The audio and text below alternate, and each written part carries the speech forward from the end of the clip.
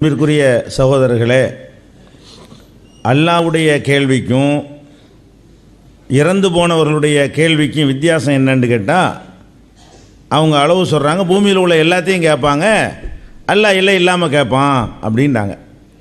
இந்த பூமியில் உள்ள அனைத்தையும் கேட்பார்கள் என்று சொன்னீங்களே, இந்த எல்லையை கொடுத்தீங்களே, இதுக்கு என்ன ஆதாரம் அப்படின்னு நம்ம கேட்டோம். அதுக்கு அவங்க என்ன விளக்கம் சொல்கிறாங்கன்னு கேட்டால், இந்த இடத்துல உட்கார்ந்து கொண்டு யார் வேண்டாலும் கேள்வி கேட்கலான்னு கேட்குறேன், இது எல்லை தெரியத்தானே செய்யுது, இதுக்கு ஆதாரம் கேட்பாங்களாங்கிறாங்க. இதுக்கு ஆதாரம் கேட்க மாட்டாங்க. ஏன்? கண்ணு முன்னாடி தெரிகிற விஷயத்துக்கு ஆதாரம் வேண்டியது கிடையாது. ஷேக் அப்துல்லா உட்காந்துருக்காருங்கிற இதுக்கு ஆதாரம் கேட்பீங்களா? அப்துல் கார் ஜிலானி உட்காந்துருக்காருன்னு ஆதாரம் கேட்பேன். ஒன்று காட்டு, இல்லாட்டி ஆதாரத்தை காட்டு. அப்துல் கார் ஜிலானி உட்காந்துருக்காருன்னு சொன்னால் ஒன்று ஆளை பிடிச்சி கொண்டாந்து காட்டு, இல்லைன்னா அவர் உட்காந்துருப்பாருன்னு குரான் ஹதீஸை காட்டணும். ஷேக் அப்துல் உட்காந்துருக்கு குரான் ஹதீஸை காப்பமா யாராவது? இந்த இருக்காருன்னு காட்டுவோம்ல. அப்போ எது கேட்குறோம்? மனுஷன் கேட்குறான்னா அவனுடைய கண்ணு முன்னாடி எல்லையை டெஸ்ட் பண்ணிவிடுவோம், அதுக்கு ஆதாரம் கேட்க தேவையில்லை. அதை உசுரோட உள்ளவன். இறந்து போனவர்கள் கேட்குறாருன்னா பூமி அளவு கேட்பாங்கன்னு நீங்கள் சொல்கிறீங்க. ஏன் பூமி மட்டும்தான் இல்லையா? நீங்களே சொன்னீங்களே, ஜில்லா எல்லை இருக்கிறது, நாடு எல்லை இருக்கிறது, மாநிலம் எல்லை இருக்கிறது, தெரு எல்லை இருக்கிறது, வீடு எல்லை இருக்கிறது. அப்போ அவர் கேட்பாருன்னு சொன்னால் இந்த எல்லைகளில் எல்லாம் பூமிங்கிற ஒரு எல்லையை தான் அவருக்கு வகுத்திருக்கிறோம் நாங்கள் அப்படின்னு நீங்கள் சொன்னால் ஆதாரம் தானே காட்டணும். நீங்கள் தானே அந்த எல்லையை சொல்கிறீங்க. பூமியில் உள்ள அத்தனையும் கேட்பார் என்று சொன்னால் அது நீங்கள் ஆதாரம் காட்டணுமா இல்லையா? அப்போ எதுக்கு நாங்கள் கேட்குறோம்? மனுஷனுக்கு இல்லை ஆதாரம் கேட்போம், என்ன கேட்க மாட்டோம். உசுரோட உள்ள மனுஷனுக்கு இவன் கேட்பான் என்பதற்கு என்ன ஆதாரம்னா சொல்கிறோம், பதில் சொல்கிறான், அதான் ஆதாரம். நான் சொல்கிறது அவர் கேட்குறதுக்கு என்ன ஆதாரம்? அஸ்ஸலாமு அலைக்கும் வலைக்கும் சலாம் சொல்கிறான்ல, அதான் ஆதாரம். அப்புறம் ஏன் ஆதாரம் கேட்குறேன்? கபூரில் போய் அஸ்ஸலாமு அலைக்கும் அலைக்கும் சலாம் சொல்ல மாட்டேங்குதே. அப்போ நீங்கள் ஒரு பிரார்த்தனை கேட்குறீங்கன்னா அது அவர் கேட்டாருங்கிறதுக்கு எனக்கு தெரியலையே. ஓகேப்பா, நீ சொன்ன எனக்கு புரிந்து விட்டது, நான் அல்லாட்ட கேட்குறேன்னு சொல்லிட்டு ஆதாரம் கேட்க மாட்டோம். ஒரு அவுளியாட்டு நீ கேட்குறீங்க, அவுளியாவே எனக்கு ஒரு கம்ப்யூட்டர் தாங்கன்னு கேட்குறீங்க. என்ன கம்ப்யூட்டர் வேணும்? ஹெச்பி வேணுமா, காம்பாக்கு வேணுமான்னு கேட்குறாரு. நான் காம்பாக்குங்கிறேன், எனக்கு அவர் சொல்கிற விளங்குது, அவருக்கு நான் சொல்கிறேன். இதுக்கு ஆதாரம் யாராவது கேட்பானா? கேட்க மாட்டோம். ஏன் கேட்குறோம்? மனுஷன் உசுரோட உள்ளவன்ட்டு அவன் கேட்பான், எந்த அளவு கேட்பாங்கிறதுக்கு கண்ணு முன்னாடி ப்ரூஃப் இருக்குது. ப்ரூஃப் இருக்கிறது கேட்கக்கூடாது. ப்ரூஃப் இருக்கிறது கேட்காதனால ப்ரூஃப் இல்லாததுன்னு கேட்கக்கூடாதுன்னு விளங்குறது அறியாமையா? அது அறிவா? ப்ரூஃப் இருக்கிறது கேட்க வேணாங்கிறேன், ப்ரூஃப் இல்லாத ஒன்றுக்கும் கேட்காத அப்படின்னா எப்படி? அப்போ உசுரோட உள்ளவர்களுக்கெல்லாம் ஒரு எல்லை வகுக்கப்பட்டிருக்கிறதுன்னு சொன்னால் அதுக்கு ஆதாரம் கேட்க மாட்டோம். ஏன்? அல்லாஹ் நம்மள்ட்ட ஆதாரத்தை கண்ணுங்கிற ஆதாரம் தந்துட்டான், காதுங்கிற ஆதாரத்தை தந்திருக்கிறான், அறிவுங்கிற ஆதாரத்தை தந்திருக்கிறான், அதான் ஆதாரம். அதில் அடங்க மாட்டேங்குது. இங்கே உட்காந்து நான் ஒரு அறங்குறீங்க, இது கேட்குங்கிறீங்க, இது அடங்க மாட்டேங்குது. என் அறிவுக்கு எட்டலை, என் கண்ணுக்கு எட்டலை, என் காதுக்கு எட்டலைன்னா அப்போ மார்க்க ரீதியாக ஆதாரத்தை நீ காட்டணும். நீங்கள் இதில் என் அறிவுபூர்வம் உங்களுக்கு காட்ட முடியலை என்று சொன்னால் மார்க்க ரீதியாக என்ன செய்யணும்? இந்த அருக்கு குரான் வசனம் எதை வேண்டாலும் கேட்பார்கள், அல்லது பூமி முழுசும் கேட்பார்கள் என்று சொல்லுங்க. அப்போ பூமியா, மாவட்டமா, ஜில்லாவா, ஊரா, தெருவா, அது என்ன? அதுக்கு ஒரு லிமிட்டை சொல்லணும். நீங்கள் லிமிட்டுக்கு ஆதாரத்தை சொல்லணும். அப்போ எல்லை பூமின்னு நீங்கள் எதை வச்சு பூமி பூரா கேட்பாங்கன்னு சொன்னீங்க. அப்படி கேட்டால் இந்த பதில் சரியாக வருமா? கண்ணுக்கு முன்னாடி எல்லை தெரியக்கூடியதுக்கும் கண்ணுக்கு முன்னாடி எல்லை தெரியாதும் சமமாகுமா? எல்லை தெரிகிறதுக்கு ஆதாரம் கேட்க மாட்டோம். எல்லை தெரிகிறது கேட்காதனால எல்லை தெரியாதுங்க ஆதாரம் தேவையில்லைங்கிறது எப்படி அறிவாகும்? இது அறிவுண்டு யாரும் ஏற்றுக்கொள்ள மாட்டார்கள். நீங்கள் அதை புரிந்து கொள்ள வேண்டும். அப்புறம் என்ன செய்கிறாங்க? அடிக்கடி இதை சொல்லிக்கொண்டே இருக்கிறார்கள். இந்த ஷிர்க்கை மறைப்பதற்காக வேண்டி என்ன சொல்கிறாங்க? அல்லாஹ் தான் எல்லாம், அதில் மாற்றுக்கிறதுலாம் கிடையாது, உசுரோட உள்ளவனுக்கும் கிடையாது, இறந்தவனுக்கும் கிடையாது, எல்லாம் அல்லாஹ் தான். அப்படி நினைத்து கொண்டு தான் நாங்கள் அவுலியாவை கூப்பிடுறோம். இப்படி கூப்பிட்டா ஷிர்க் இல்லைங்கிறீங்க. சரி, நான் கேட்குறேன், ஒருத்தன் ஒரு வேப்ப மரத்தை பார்த்து, வேப்ப மரமே எனக்கு அல்லாட்ட வாங்கி தாங்கிறான். அவன்கிட்ட போய் என்னடா வேப்ப மரத்துக்கு கேட்குற? என்ன வேப்ப மரத்துக்கு சக்தி இருக்குன்னு நான் சொன்னேன். அல்லாஹ் தான் எல்லாம் உள்ளவன், வேப்ப மரத்தை கொடுத்து எனக்கு வாங்கி தரேன். அவன் கரெக்டாக சொல்லிட்டான்ல. இப்போ நீங்கள் சொன்ன மாதிரி அவனும் சொல்லிவிட்டான். என்ன சொல்லிட்டான்? அல்லாஹ் தான் சக்தி, வேப்ப மரத்துக்கெல்லாம் சக்தி கிடையாது, ஆனால் அந்த வேப்ப மரம் அல்லாட்ட சொல்லி வாங்கி தரும் அப்படின்னு சொன்னால் இது ஷிர்க் இல்லைன்னு சொல்லிடுவீங்களா? அல்லது ஆதாரம் வேப்ப மரத்தை கொடுத்துக்கு என்ன ஆதாரம் கேட்பீங்களா? நீ வேப்ப மரத்தை கூப்பிட்டு போப்பா, வேப்ப மரத்தை கூப்பிடலாங்கிறதுக்கு என்னப்பா ஆதாரம்? வேப்ப மரம் அனைத்தையும் கேட்குங்கிறதுக்கு என்னப்பா ஆதாரம்? அது கூட ஆதாரம் காட்டினாலும் காட்டிடுவான். உங்கள் மாதிரி ஆதாரம் காட்டுறதா என்ன செய்வான்? அந்த பாங்கு சத்தத்தை என்ன செய்யும்? கேட்கிற கல் புல் எல்லாம் சாட்சி சொல்லுன்னு இருக்குல்ல, அதை கொண்டாந்து காட்டி ஏன் வேப்ப மரம்லாம் சாட்சி சொல்ல தானே செய்யும்.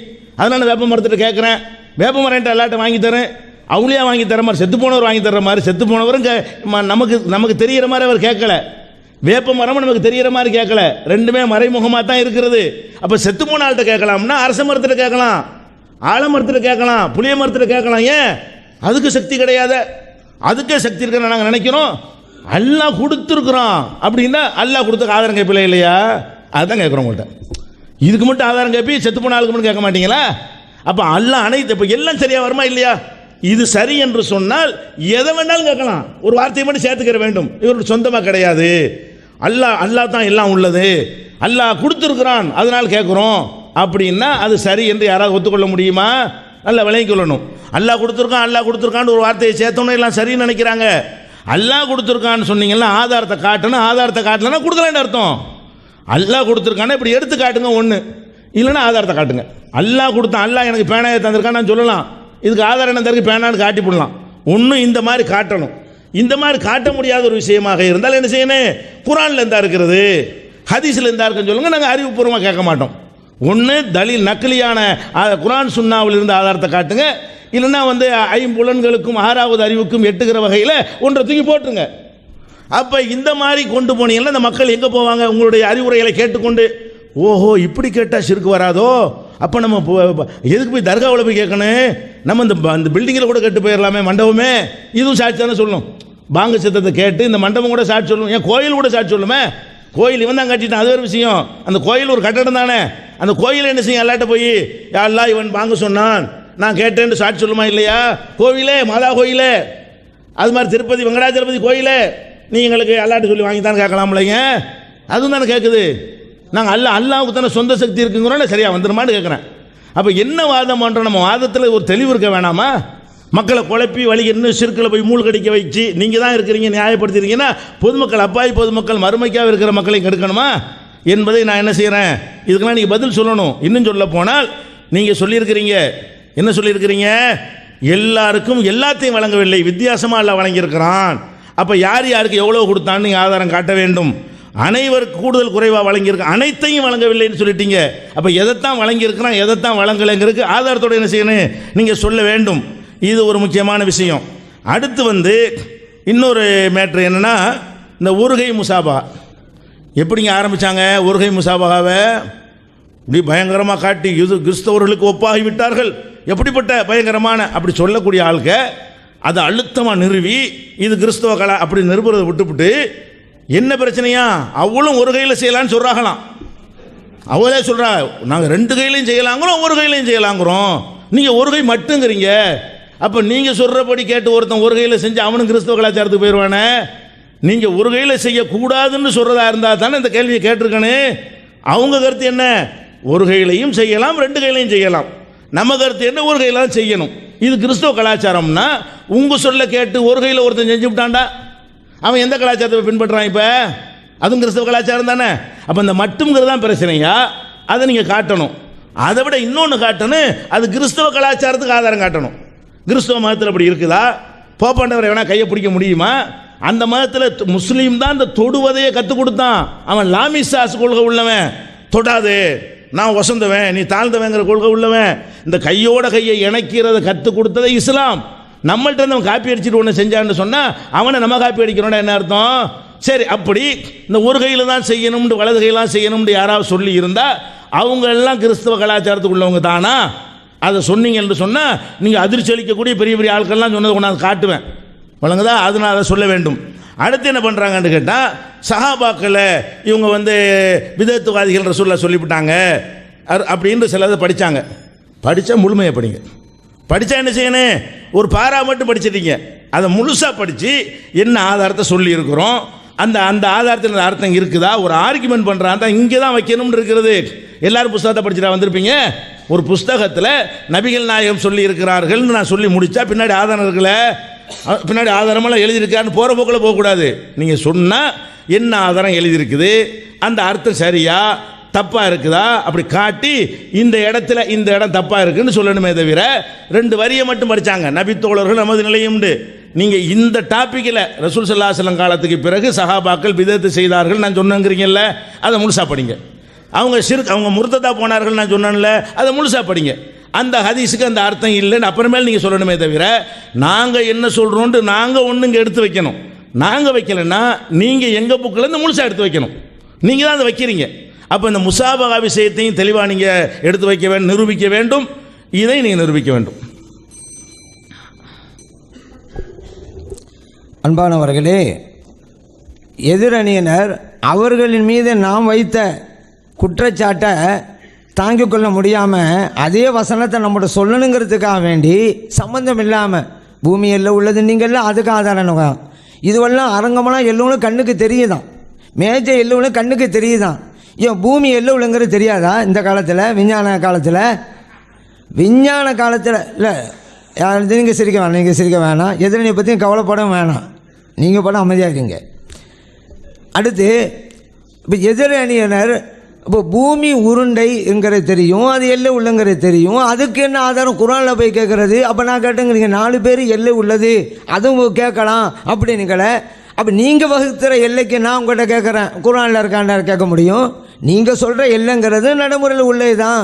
பூமி உருண்டை அது எல்லை உள்ளங்கிறது இன்றைக்கி எல்லோரும் தெரிஞ்சது தான். அப்படிங்கிறது தானங்க. நாங்கள் உங்கள்கிட்ட வசனத்தில் ஒரு ஆதாரம் கேட்டோமே குர்ஆனில் தாங்க அப்படின்ட்டு, அது எதுக்கு? எல்லாரும் பேசுகிறத ஒரு ஆள் வழங்குவார் அப்படிங்கிறது அல்லாஹ்வுக்கு மட்டும் இருக்கக்கூடிய பண்பு. அதை போய் அடியாருக்கு கொடுக்குறீங்களே அப்படின்னு நீங்கள் இறைவனுக்கு மட்டும் இருக்கக்கூடிய பண்புன்றீங்கல்ல, அதுக்கு ஆதாரம் தரணும். ஏன்னா ஒவ்வொரு ஆளும் இது இறைவனுக்கு மட்டும் இருக்கக்கூடியது, இன்னொரு ஆள் இது இறைவனுக்கு கிடையாது, ஆதாரம் அதெல்லாம் கிடையாது, நான் தான் சொல்கிறேன் அப்படின்னா மார்க்கமாகுமா? நீங்கள் இறைவனுக்கு மட்டும் இருக்கக்கூடிய பண்புன்னு சொன்னதுனால குர்ஆன்லேருந்து தாங்க. ஏன்னா இறைவனுடைய பண்பு நம்ம இன்றைக்கி சொல்கிறதெல்லாம் குர்ஆனில் இருக்க வசனங்கள் அடிப்படையில் தான், நாம் உருவாக்கியதல்ல. இறைவன் வல்லமை உள்ளவன், இறைவன் ஜீவனாக இருக்கிறான், நாடக்கூடியவன், இப்படிலாம் நம்ம சொல்கிறோமே எல்லாம் குர்ஆனில் இறைவன் சொன்னது தான். அப்போ நம்ம இறைவனுக்கு இருக்கக்கூடிய பண்புன்னு சொன்னால் அதை போய் மற்றாலும் கொடுக்கக்கூடாதுன்னு சொன்னால் இறைவனுக்கு கொடுக்க பண்பு இதுதான், அந்த பாருங்கள் குர்ஆனில் இருக்குது, ஹதீஸ்ல காட்டணுமா இல்லையா? நீங்கள் காட்டாமலேயே இறைவனுக்கு இருக்கக்கூடிய பண்பு நீங்களாவே சொல்லிட்டு இருக்கீங்களே. இப்படி சொல்வதற்கு இந்த அதிகாரம் உங்களுக்கு தந்தது யாரு? உங்களோட மனோ இச்சையா? அப்போ தான் இந்த வசனத்தை ஓதி காமிச்சான். அஃபரைத மனித்தஹத இலாஹு ஹவா, தன்னுடைய மனோ இச்சையை கூட இறைவனாக ஆக்கி கொண்டு அவர் நினைத்தது எல்லாம் அதிகாரம் உள்ளது போல சொல்லி கொண்டிருக்காங்களே, அந்த வசனம் அடிப்படை நீங்கள் வந்துட்டீங்களான்னு அதுக்கு தான் நம்ம சொன்னோம். அதுக்கு ஆதாரம் வேணும். இறைவனுடைய பண்புண்டு கண்டவங்கள்லாம் சொல்லிட்டு போக முடியாது, ஆதாரத்தை வச்சுட்டு சொல்லணும். ஆனால் ஒரு பொருள் எல்லை உள்ளங்கிறதுக்கு இதுக்கு ஆதாரம் தேவையா? சந்திரன் இருக்கிறது எல்லை உள்ளது தான். பூமியை விட பிரம்மாண்டமாக இருக்குது சூரியன், அது எல்லை உள்ளது தான். இதுக்கு போய் குர்ஆன் ஆதாரம் கேட்பீங்களா? இப்போ நீங்கள் தலைப்பு என்னங்கிறத ஃபஸ்ட்டு புரியுங்க. தலைப்பு என்ன கூட நிலைப்பாட்டை பாருங்கள். இதில் எங்களை நீங்கள் சிறுக்கு வைக்கக்கூடியவங்க அப்படிங்க சொல்கிறீங்க. எங்களுடைய நிலைப்பாட்டை நாங்கள் சொல்லிட்டோம். இறை அடியார்களுக்கு கேள்வி இருந்தாலும் பார்வை இருந்தாலும் எல்லை இருக்கிறது நம்மள மாதிரி தான், வித்தியாசம் இருக்கலாம், ஆனால் எல்லை இருக்கிறதுன்ட்டோம். எல்லை இருந்தாலும் சிறுக்கு தான் நீங்கள் சொல்லுங்கள். அதை விட்டுவிட்டு நீங்கள் அதுக்கு ஆதாரம் தாங்க, எல்லை இல்லைங்கிறீங்களா, அதுக்கு ஆதாரம் தாங்க, இதுக்கு அதுவா? அவர்கள் கேட்பார்களா? அவர்கள் உதவி செய்ய முடியுமா? இதுவெல்லாம் இப்போ தலைப்பு கிடையாது. அது நம்ம ஏற்கனவே நேற்றே சொன்னோம், அது கலியக்காவேலோடு முடிஞ்சு போச்சு. அது முடியுமா? முடியும், ஆதாரம் தாங்க. இதெல்லாம் அங்கே இங்கே நாங்கள் எதை சொல்கிறோமோ எங்களுடைய நிலைப்பாடு, அந்த நிலைப்பாட்டை வச்சு நாங்கள் ஷிர்க் செய்கிறோமா இல்லையா சொல்லுங்கள். உங்களுடைய நிலைப்பாட்டு பிரகாரம் நீங்கள் ஷிர்க் செய்யணும்னு சொல்லுங்கள். நீங்களாகவே எங்களுடைய நிலைப்பாட்டை நிர்ணயிக்காதீங்க. நீங்கள் இப்படி தான் அல்லாஹ்வோட இடத்துல இப்படி தான் வச்சிடுறீங்க, அதனால தான் ஷிர்க். நீங்களே எங்கள் நிலைப்பாட்டை நிர்ணயித்து நீங்களே குற்றச்சாட்டு வைக்காதீங்க. எங்கள் நிலைப்பாட்டு இதுங்கிற சொல்லிட்டோம். இது தவறு அப்படின்னு சொன்னால் தவறு சுட்டி காட்டுங்க. இப்படி இருந்தாலும் ஷிர்க் தான் சொல்லுங்கள். சரின்னு சொன்னாக்கா உங்கள்கிட்ட ஆதாரம் இல்லைன்னு ஆயிரும். அதனால தான் நீங்கள் நாங்கள் சொல்லாதையெல்லாம் சொன்னாதுன்னு சொல்லிக்கிட்டே இருக்கிறீங்க. நீங்கள் ஒவ்வொன்றுக்கும் ஆதாரம் கேட்குறீங்களே. இப்போ ஒவ்வொன்றுக்கு சொன்னால் இப்போ அப்துல் காதர் அதையும் இப்போ எடுத்தீங்க. இப்போ அப்துல் காதர்னால் உதவி செய்ய முடியுமா, வழிமாறு உதவி செய்ய முடியுமா, அப்போ காமிங்க. அந்த சப்ஜெக்ட்டுங்க இல்லையில ஏன் எடுக்கிறீங்க? உங்களுடைய நிலைப்பாட்டு பிரகாரம் நாங்கள் முஷ்ரிக் என்பதை உங்களால் நிலைநாட்ட முடியவில்லை இதுவரைக்கும். அதனால் சம்பந்தம் இல்லாத எடுக்கிறீங்க. இங்கே இருக்கிறவரை பார்க்கலாம், நம்புகிறோம். அப்துல் கார் வந்து அப்போ நம்ப முடியுங்கிறீங்க. அதான் இப்போ சப்ஜெக்டு. மறைந்தவரால் உதவி செய்ய முடியாமங்கிற பற்றியா பேசிக்கிட்டு இருக்கோம். தலைப்பில் நில்லுங்க. தலைப்பில் ஆதாரம் இல்லைன்னா ஆதாரம் இல்லை அப்படின்னு சொல்லுங்கள். ஆக்க வேண்டி நினைச்செல்லாம் சொல்லி உங்களுடைய இருக்கக்கூடிய அந்த 10 நிமிடத்தை வீணாக்காத வேணாம். உங்களுடைய கடுமையான குற்றச்சாலாம் வச்சிருக்கிறோம். நீங்கள் வைக்கிறது அப்துல் காருங்க காட்டுங்க, அப்போ தான் நம்புவோம். இது ஏன் இந்த நாத்தியவாதி மூலம் இப்போ நமக்கு எதுக்கு? இப்போ அவன் நாத்தியவாதி சொல்கிறான், நீங்கள் இருக்கிறீங்க நான் நம்புகிறேங்க, அல்லா இருக்கிறாங்கிறீங்க, காட்டுங்கங்கிறான். ஏன்னா இதெல்லாம் ஒரு வாதமா? அப்போ நாத்தியவாதி வாதத்துக்கு உங்கள் வாதம் என்ன சம்மந்தம் இருக்குது? அதுவும் அங்கே சப்ஜெக்டு. அப்படி பார்த்தாக்கா நம்ம வந்து மோஜிசாவை நம்புகிறோம், கராமத்தை நம்புகிறோமே, குர்ஆன் ஹதீஸ்லாம். இது நாத்தியவாதி நம்புவானா, காட்டுமானே? ஸல்லல்லாஹு அலைஹி வஸல்லம் ஒரே இரவில் அல்லாஹ்வை பார்த்துட்டு வந்தாங்கங்கிறோம். சரி, அல்லாஹ் நீங்கள் பார்க்கல நீங்கள் சொல்லாவிட்டாலும் 7 மேராஜுங்க பயணம் நடந்தது நீங்கள் ஒப்புக்கொள்றீங்கல்ல. அல்லாஹ் பார்த்தானா பார்க்கணும், அடுத்த சப்ஜெக்டை வைப்போம். இது ஒன்றும் முடியும். நாத்தியவாதி நம்புவானா? எனக்கு அறிவுக்கு பொருந்தா சொல்லுங்கன்னு சொல்லுவான். ஆனால் நம்ம அப்படியா? அறிவுக்கு பொருந்தாவிட்டாலும் அந்த அற்புதத்தை நம்ம நம்புகிறோம். இறை நேசர்களுக்கு அந்த அற்புதம் இருக்கிற கராமத்துக்கு நம்புகிறோம். அப்படி இருக்கும் பொழுது நீங்கள் அப்துல் கார்காரங்க காமிங்க அப்படின்னு சொன்னாக்கா இது அறிவுக்கு பொருந்தாதது. நாத்தியவாதி கேட்கக்கூடிய வாதம் இதெல்லாம். நமக்கு இன்னும் சொல்ல போனால் அந்த சப்ஜெக்டே கிடையாது. எங்களுடைய நிலைப்பாட்டை சொல்லி அதன் மூலம் நீங்கள் ஷிர்க் வைக்கிறது என்னங்க? உங்களுடைய நிலைப்பாடு இப்படி இருக்கிறதுல ஆதாரம் என்னன்னு கேட்காது. இது தலைப்பே இல்லை. ஃபர்ஸ்ட் இன்னொரு தடவை தலைப்பை படித்து பாருங்கள். எங்கள் தலைப்பு நீங்கள் முஷ்ரிக்குகள் பிதாத்துவாதிகள் என்பது. அதுக்கு நாங்கள் ஆதாரத்தை வச்சுக்கிட்டு இருக்கிறோம். உங்களுடைய நிலைப்பாட்டு பிரகாரம் நீங்கள் எங்களை முஷ்ரிக்குன்னு நிலைநிறுத்தணும். நீங்கள் இப்படி சொல்கிறீங்களா ஆதாரம் தாங்க, இப்படி சொல்கிறீங்களா ஆதாரம் தாங்க. நீங்கள் தலைப்பையை மறந்துட்டு பேசாதீங்க. என்னென்னு இன்னொரு தடவை உங்களுடைய நிலைப்பாட்டை படித்து பாருங்க அப்படிங்கிறத நான் மறுபடியும் சொல்லிக் கொள்கிறேன். அதே போல் இப்போ நான் சொல்கிறது பூமி எல்லை உள்ளதுன்னு நான் சொன்னேன். அதுக்கு என்ன குர்ஆன் ஆதாரங்கிறீங்க? இப்போ எங்களுடைய நிலைப்பாட்டை வச்சு ஹுக்கும் வழங்குங்க, தீர்ப்பு வழங்குங்க. நான் சொல்கிறேன் பூமி எல்லை உள்ளது. எல்லை உள்ளவங்க கூப்பிட்டா தான் வழங்குறாங்க அப்படின்னு சொல்கிறோம். எல்லை உள்ளவங்க எங்கிருந்து இருந்தாலும் யார் வேணுமானாலும் ஒரு எல்லைக்குள்ளே இருப்பவர்கள் தான் அர்த்தம். அப்படிங்கிறது எங்கள் நிலைப்பாடு. ஒன்று பூமின்னு சொன்னாலும் எல்லை இல்லைன்னு சொல்லுங்கள். அது எல்லை தான் நீங்கள் ஒப்புக்கொண்டா, எல்லை உள்ளது நீங்கள் சொன்னாலும் ஷிர்க்கு தான் சொல்லுங்கள். அப்போ ரெண்டில் ஒன்று தான். அதுக்கு போய் ஆதாரம் என்ன? எங்கள் நிலைப்பாட்டை சொல்லிட்டோம். எங்கள் நிலைப்பாடு பாரு, உங்களுடைய தீர்ப்பு என்ன? எல்லை உள்ளதுன்றோம். எல்லை உள்ளதுன்னு சொன்னாலும் சரி தாங்க, அஷ்ருக்கு தான் சொன்னீங்களாக்கா அதுக்கு ஆதாரத்தை தாங்க. எல்லை உள்ளது எல்லையற்றதுங்கிற மிகப்பெரிய வேறுபாட்டை இறைவனுக்கும் இறைவனுடைய அடியார்களுக்கும் மத்தியில் நம்ம வச்சிருக்கிறோம். அதே போல் அல்லாஹ் கொடுத்துருக்குறான் அப்படிங்கிறோம். உண்மைதானே? இப்போ நான் பேசுகிறேங்க, அல்லாஹ் கொடுத்தது தான். இல்லை நானாக பேசுகிறேன்னா? நம்மெல்லாம் கேட்குறோம், அல்லாஹ் கொடுத்தது தான். நம்மெல்லாம் பார்க்குறோம், அல்லாஹ் கொடுத்தது தான். இதை போய் அல்லாஹ் கொடுத்தவங்கன்னு சேர்த்துக்கிறணுமா? ஏங்க சேர்க்க? மூமியோட நம்பிக்கை என்னங்க? நம்ம என்ன செஞ்சாலும் அல்லாஹ் தந்தே தானங்க. வஜஅலலக்கும் ஸம்அ வல் அப்சார வல் அஃஇதா அப்படின்னு தான் அல்லாஹ் சொல்கிறான். பார்வையை தந்தேன், கேள்வியை தந்தேன், நான் தந்தேங்கிறான். நீங்கள் என்ன நாடுனா நான் நாடுறதான் நீங்கள் நாட முடியுங்கிறான். வல்லாஹ் ஹலகக்கும் வமா தஅமலுன்கிறான். அப்போ இரு நாட்டம் இல்லாமல் நம்ம எதுவும் செய்ய முடியாதுன்னாலும் அதெல்லாம் அர்த்தம். அப்போ இவங்க ஒவ்வொன்று தனியாக சேர்க்கணுமா? நான் கேட்குறேன். அப்போ சேர்க்காத உள்ளது இருக்குதா? இறைவன் இந்த உதவி தந்தான் அப்படி சேர்க்காமலேயே நானே செஞ்சேன் என்று சொல்லுகின்ற நிலை நம் சமூகத்தில் இருக்கிற மார்க்கத்தில் இருக்கிறதா? அப்படி எண்ணம் ஒரு வந்துவிட்டால் மூமினா இருக்க முடியுமா? இறைவன் நாட்டம் இல்லாமல் இறைவனுடைய சக்தி இல்லாமல் எதுவும் செய்ய முடியாது, எந்த பிரச்சனையிலையும். அதனால் எதுவும் வேணாலும் செஞ்சுட்டு அல்லாஹ் சேர்த்துக்கிறோங்க அப்படிங்கிறதா? அப்படி கிடையாதுங்க. நம்ம அடிப்படை நமக்கு சின்ன செயலாக இருந்தாலும் சரிதான், அல்லாஹ் உதவி இருந்தால் தான் செய்ய முடியும். இதுதான் நம்முடைய நம்பிக்கை. நம்பிக்கை ஃபஸ்ட்டு வைப்பீங்க. இப்போ அல்லாஹ் கொடுத்துருக்குறோம் அப்படிங்கிறோம், இது எல்லை உள்ளதுங்கிறோம். இப்போ உங்கள் தீர்ப்பு என்ன? இது தெளிவாக சொல்லுங்கள். அது பண்ணல முழுமையாக படிக்கணுங்கிறாங்க. ஏங்க அவங்க சஹாபா பெருமக்கள் பிதாத்து செஞ்சிருக்கிறார்கள் என்று எழுதியிருக்க நான் வாசிச்சிட்டேன். அதேபோல் நபிலாம் ஸல்லல்லாஹு அலைஹி வஸல்லம் அவங்களுடைய கூற்றுக்கு முரணாக நடப்பாங்கங்கிறது நான் வாசி காமிச்சிட்டேன். இந்த கருத்தை நீங்கள் எந்த ஹதீஸை வச்சு சொல்கிறீங்கிறது சொல்லிட்டேன். முர்த்தத்தாக வர்ற அந்த ஹதீஸை வச்சுக்கிட்டு சஹாபா பெருமக்களுக்கு இதை நீங்கள் பயன்படுத்துங்கன்னு சொல்லிட்டேன். நீங்கள் என்னடான்னு சொன்னால் நீங்கள் புத்தகம் பொதுவாக சொல்லக்கூடாது அப்படியே சொன்னேன். நான் சொல்கிற ஹதீஸு புகாரில் இருக்குதுல்ல, அந்த ஒரு ஹதீஸை வச்சுக்கிட்டு நீங்கள் சொல்கிறீங்கல்ல, அதுக்கு விளங்குனாங்க. நான் பொதுவாக கேட்கலை, நீங்கள் எந்த ஹதீஸை வச்சுக்கிட்டு சொல்கிறீங்களோ அது கேட்குறேன். ஒன்று சொல்லுங்கள், இந்த ஹதீஸை வச்சுக்கிட்டு சஹாபா பெருமக்கள் பிதாத்துவாதிகள் நான் சொன்னது கரெக்டுனுங்க, அல்லது நான் தவறாக எழுதிட்டேனுங்க. நீங்கள் இப்போ முன்னாலையும் படிக்கணும் பின்னால் படிக்கணும் வேணாம், நான் சொன்னதுக்கும் கூட நிலைப்பாடு என்ன சொல்லிட்டு போங்க. அப்போ நிறைய சொல்ல முடியாது தானே அர்த்தம். நானாவா சொன்னேன் ஏதோ ஒரு ஹதீஸை வச்சு சொல்லுங்க, நான் சொன்னேன் இந்த ஹதீஸுன்னு சொல்லிட்டேன்ல. முர்த்தத்து சம்பந்தப்பட்ட ஹதீஸை வைத்துக்கொண்டு சஹாபா பெருமக்கள் விஷயத்தில் இது சொல்லிட்டு இருக்கீங்க அப்படின்ற நிலவா நான் சொன்னேன், இதை வச்சு சொல்ல மாட்டேங்கிறீங்க. அதுபோல் நம்ம நேற்று என்ன சொன்னோம், முஸ்லீம்களை காஃபிர் ஆக்குறீங்க, அந்த ஷிர்க்கை பண்ணுங்க, தமிழ்நாடு தௌஹீத் ஜமாத்து அந்த ஷிர்க்கை பண்ணுகிறது அப்படின்னு நம்ம சொன்னோம். அதுக்கு உதாரணமாக சொன்னோம், இறந்து போன தற்கொலை பண்ணவனுக்கு ஜனாசா தொலை இல்லைங்கிறீங்க, அவங்க நிரந்தர நரகங்கிறீங்க. அப்படியானால் ஒரு காஃபிர் ஒரு முஸ்லீமை பார்த்து யா காஃபிர் காஃபிரே என்று சொன்னால் அவன் காஃபிர் அவனு சொல்லதான் சொல்லியிருக்கிறாங்க. அதன் அடிப்படையில் குஃப்ருங்கிற நிலை நீங்கள் இருக்கிறீங்க. உங்கள் கருத்து என்னென்று நேரத்திலேருந்து கேட்டுக்கிட்டு இருக்கிறேன். எல்லாம் தெளிவாக தானே சொல்லிக்கிட்டு இருக்கேன். நீங்களே சொல்லுங்கள், நீங்களே சொல்லாமல் சொல்லிக்கிட்டு இருக்கோம். ஒன்று தற்கொலை செஞ்சு கொண்டாக்கா அவனுக்கு ஜனாசா இருக்குது சொல்லியிருக்க முடிச்சுட்டு போய்கிட்டே இருக்கலாம். அதே போல தானுங்க கிறிஸ்தவ கலாச்சாரம் சொன்னாங்க. கிறிஸ்தவங்க வந்து இப்போ கிறிஸ்தவ கலாச்சாரம்னா நடைமுறை பற்றி மார்க்கத்தில் பைபிளில் எழுதியிருக்காங்கிறது. இப்போ நடைமுறையில் கிறிஸ்தவம் என்ன செய்திருக்கிறாங்க, அவங்க ஒரு கையெல்லாம் கொடுக்குறாங்க. அதை வச்சு சொல்கிறது தான் ஹிந்து கலாச்சாரம்னு சொல்கிறோம். அதுக்காக வேண்டி அவங்களுடைய பகவத்கீதையில் எழுதியிருக்குதா எதுவில் எழுதியிருக்கிறாங்கிறதல்ல. அவர்களே, ஒரு அளவுக்கு ஏதோ அறிவுபூர்வமாக வாதிடுவார்னு பார்த்தா இருக்கிற எல்லா மக்களையும் ஒரு விவரமற்றவர்களாக நினைத்து கொண்டு வாதிடுவதை நினச்சி வருத்தமாக இருக்கிறது. நம்ம எல்லை கேட்டோம்ல, பூமிக்கு எல்லை கேட்டோம்னு விளங்கியிருக்காரு பாருங்கள். இவ்வளோ வாதத்தையும் பார்த்துவிட்டு பூமின்னா தெரியாதா, பூமிக்கு எல்லை தெரியாதா, பூமிக்கு 24,000 கிலோமீட்டர் சுற்றுலா ஒன்று தெரியாதா, 8,000 கிலோமீட்டர் குறுக்களை ஒன்று தெரியாதா, பூமிக்கு எல்லை கேட்டேன். எல்லை எது கேட்டோம், பூமியில் உள்ள அளவுக்கு அவங்க கேட்பாங்கன்ட்டு ஒரு கேட்பதற்கு ஒரு எல்லையை வகுத்தீங்களா, அதுக்கு ஆதாரம் பூமியில் உள்ள அனைத்தையும் கேட்பார்கள்ன்ற அந்த மெசேஜ் இருக்குத, அதுக்கு தான் எல்லையை கேட்குறோம். பூமிக்கு எல்லை எல்லாருக்கும் தெரியும்.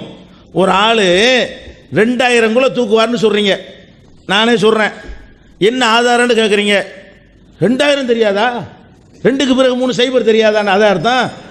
2,000 இவர் தூக்குவாருக்கு என்ன ஆதாரம் அப்படின்னு நான் கேட்டால் 2,000 கூட ஆதாரம் கேட்கிறார்கள். 2,000 தெரியாவிட்டா 2,000 கிலோ என்றால் தெரியாதா, 2,000 கிலோ என்றால் இத்தனை கிராம் தெரியாதா, இதா பதில். நான் என்ன கேட்குறேன், பூமின்னா என்னடா உங்கள்கிட்ட கேட்டேன். பூமியில் உள்ள அனைத்தையும் ஒருவர் கேட்பார், இறந்தவர் கேட்பார் அப்படிங்கிறீங்க. அந்த அளவுக்கு ஒரு எல்லையை அவர் கேட்பதற்கு பூமியில் உள்ள அனைவரும் கேட்பார்கள் ஒரு எல்லை வகுக்கிறீங்க. இதுக்கு தான் நான் ஆதாரம் கேட்டேன். பூமிக்கு ஆதாரம் கேட்டால் என்ன செய்யலாம், நீங்கள் சொல்லலாம். இது விளங்காதுன்னு நினைக்காதீங்க. விளங்கி கொண்டு ஆதாரம் இல்லாதனால என்ன செய்கிறாங்க, இருக்கிற அம்புட்டு இது வந்து எல்லா மக்களையும் விவரம் கெட்டவர்கள் ஆக்குறது. இது என்ன, இது ஒரு வாதமானா, இதையா கேட்கல, இதை கேட்கலன்னு அவருக்கு தெரியாதா, பூமிக்கு நான் எல்லாம் கேட்கலன்னு அவருக்கு தெரியாதா, உங்களுக்கு தெரியாதா? அப்போ நம்மளையெல்லாம் என்ன நினைக்கிறான், தான் ஏதாவது நிலைநாட்டணுங்கிறக்கான்னு இருக்கிற அம்புட்டு பேரையும் மெண்டல் ஆக்கிட்டு போகிறதா? அது எப்படி, இது என்ன என்ன பதிலுங்கிறீங்க? இது பூமிக்கு நான் நல்லா சொல்லுங்க, பூமிக்கு நான் எல்லை கேட்கவில்லை. நீங்கள் என்ன சொல்கிறீங்க, பூமியில் உள்ள மக்கள் அத்தனை பேரையும் கேட்பாரு, அதான் எல்லை அப்படிங்கிறீங்க. கேட்பாங்கங்கிறீங்கல்ல, பூமியில் உள்ள அத்தனை பேருடையதுங்கிறதுக்கு அதுக்கு நீங்கள் ஆதாரம் காட்டுங்கிறது. இது ஆதாரம் காட்ட வேண்டிய விஷயமா, இது ஆதாரம் காட்டக்கூடாத விஷயமா? இது பூமி எல்லை தெரிஞ்சால் அது பூமியில் உள்ள அத்தனை பேரையும் கேட்பார்கள்னு புரிந்து கொள்ள முடியுமா? அப்போ நான் என்ன சொல்கிறேன், இவர் கேட்பாருங்கிறேன், பூமியில் உள்ள அத்தனை பேரையும் இவர் கேட்பாருங்கிறேன். என்னங்க இப்படி சொல்கிறீங்க, இவருக்கு என்ன எல்லை பூமியை போடுறீங்க? பூமினா உங்களுக்கு தெரியாதா? பூமினா பூமி தானுங்க, இப்படின்னா பதில் ஒத்துக்குருவீங்களா? என்னத்துக்கு நான் ஆதாரம் கேட்குறேன், பூமியுடைய சைஸுக்கு அவங்கள்ட்ட ஆதாரம் கேட்குறேன். உங்கள் வாதம் என்ன, பூமியில் உள்ள அத்தனை பேரையும் கேட்பாரு அல்ல அதுக்கு மேலேயும் கேட்பான்னு பிரிக்கிறீங்க. அப்போ இந்த அளவுக்கு அவர் கேட்பார் என்பதற்கு இப்படி ஒரு எல்லையை போடுறீங்க. பூமியில் உள்ள அனைவரும், இதுதான் எல்லை. பூமி எல்லை கேட்கல உங்களுக்கு, பூமியில் உள்ள அனைவரும் ஒரு லிமிட் பண்ணுறீங்களே. அது ஏன் ஒரு மாவட்டத்தில் உள்ள அனைவரும் நீங்கள் லிமிட் பண்ணலை, ஒரு மாநிலத்தில் உள்ள அனைவரும் ஏன் லிமிட் பண்ணலை, ஒரு நாட்டில் உள்ள அனைவரும் ஏன் லிமிட் பண்ணலை, அந்த மொழி பேசக்கூடிய அனைவரும் லிமிட் பண்ணாமல் பூமியில் உள்ள அனைவரும் ஒரு லிமிட் பண்ணுறீங்களே. இது இந்த லிமிட் பண்ணுவதற்கு ஆதாரமாக அமைந்த குர்ஆன் வசனம் எது, அதற்கு ஆதாரமாக அமைந்த ஹதீஸ் எது? புரிந்து கொண்டீர்களா? இவ்வளோ நேரம் பேசின எல்லாமே நம்மளை ஒரு எந்த ஒரு கணக்கிலையும் சேர்க்காமல் அவர் பேசிய ஒரு பேச்சுக்கள். ரெண்டு தரப்புல யோசிச்சு பார்க்கணும், என்ன இது நமக்கே தெரியுது, அதை கேட்கலையே. உங்கள் நெஞ்சில் கை வச்சு எதிர் தரப்பில் உள்ளவங்கள நீங்கள் சிந்திச்சு பாருங்கள். நான் பூமிக்கு அளவு கேட்டேன், பூமிக்கு அளவு கேட்பானே எவனாச்சு, அதான் டாபிக் நடந்து கொண்டிருக்கிறது. அப்போ என்ன எல்லையை நீங்கள் வகுத்தீர்களோ அந்த எல்லைக்கு தான் ஆதாரம் கேட்குறேன்னு தெரிந்து கொண்டு, அப்போ மக்களை திசை திருப்புறேன்னா என்ன அர்த்தம்? அதே மாதிரி திசை திருப்பு தான். இன்னொன்று ஒரு பெரிய சவால் வேற விட்டுட்டாங்க.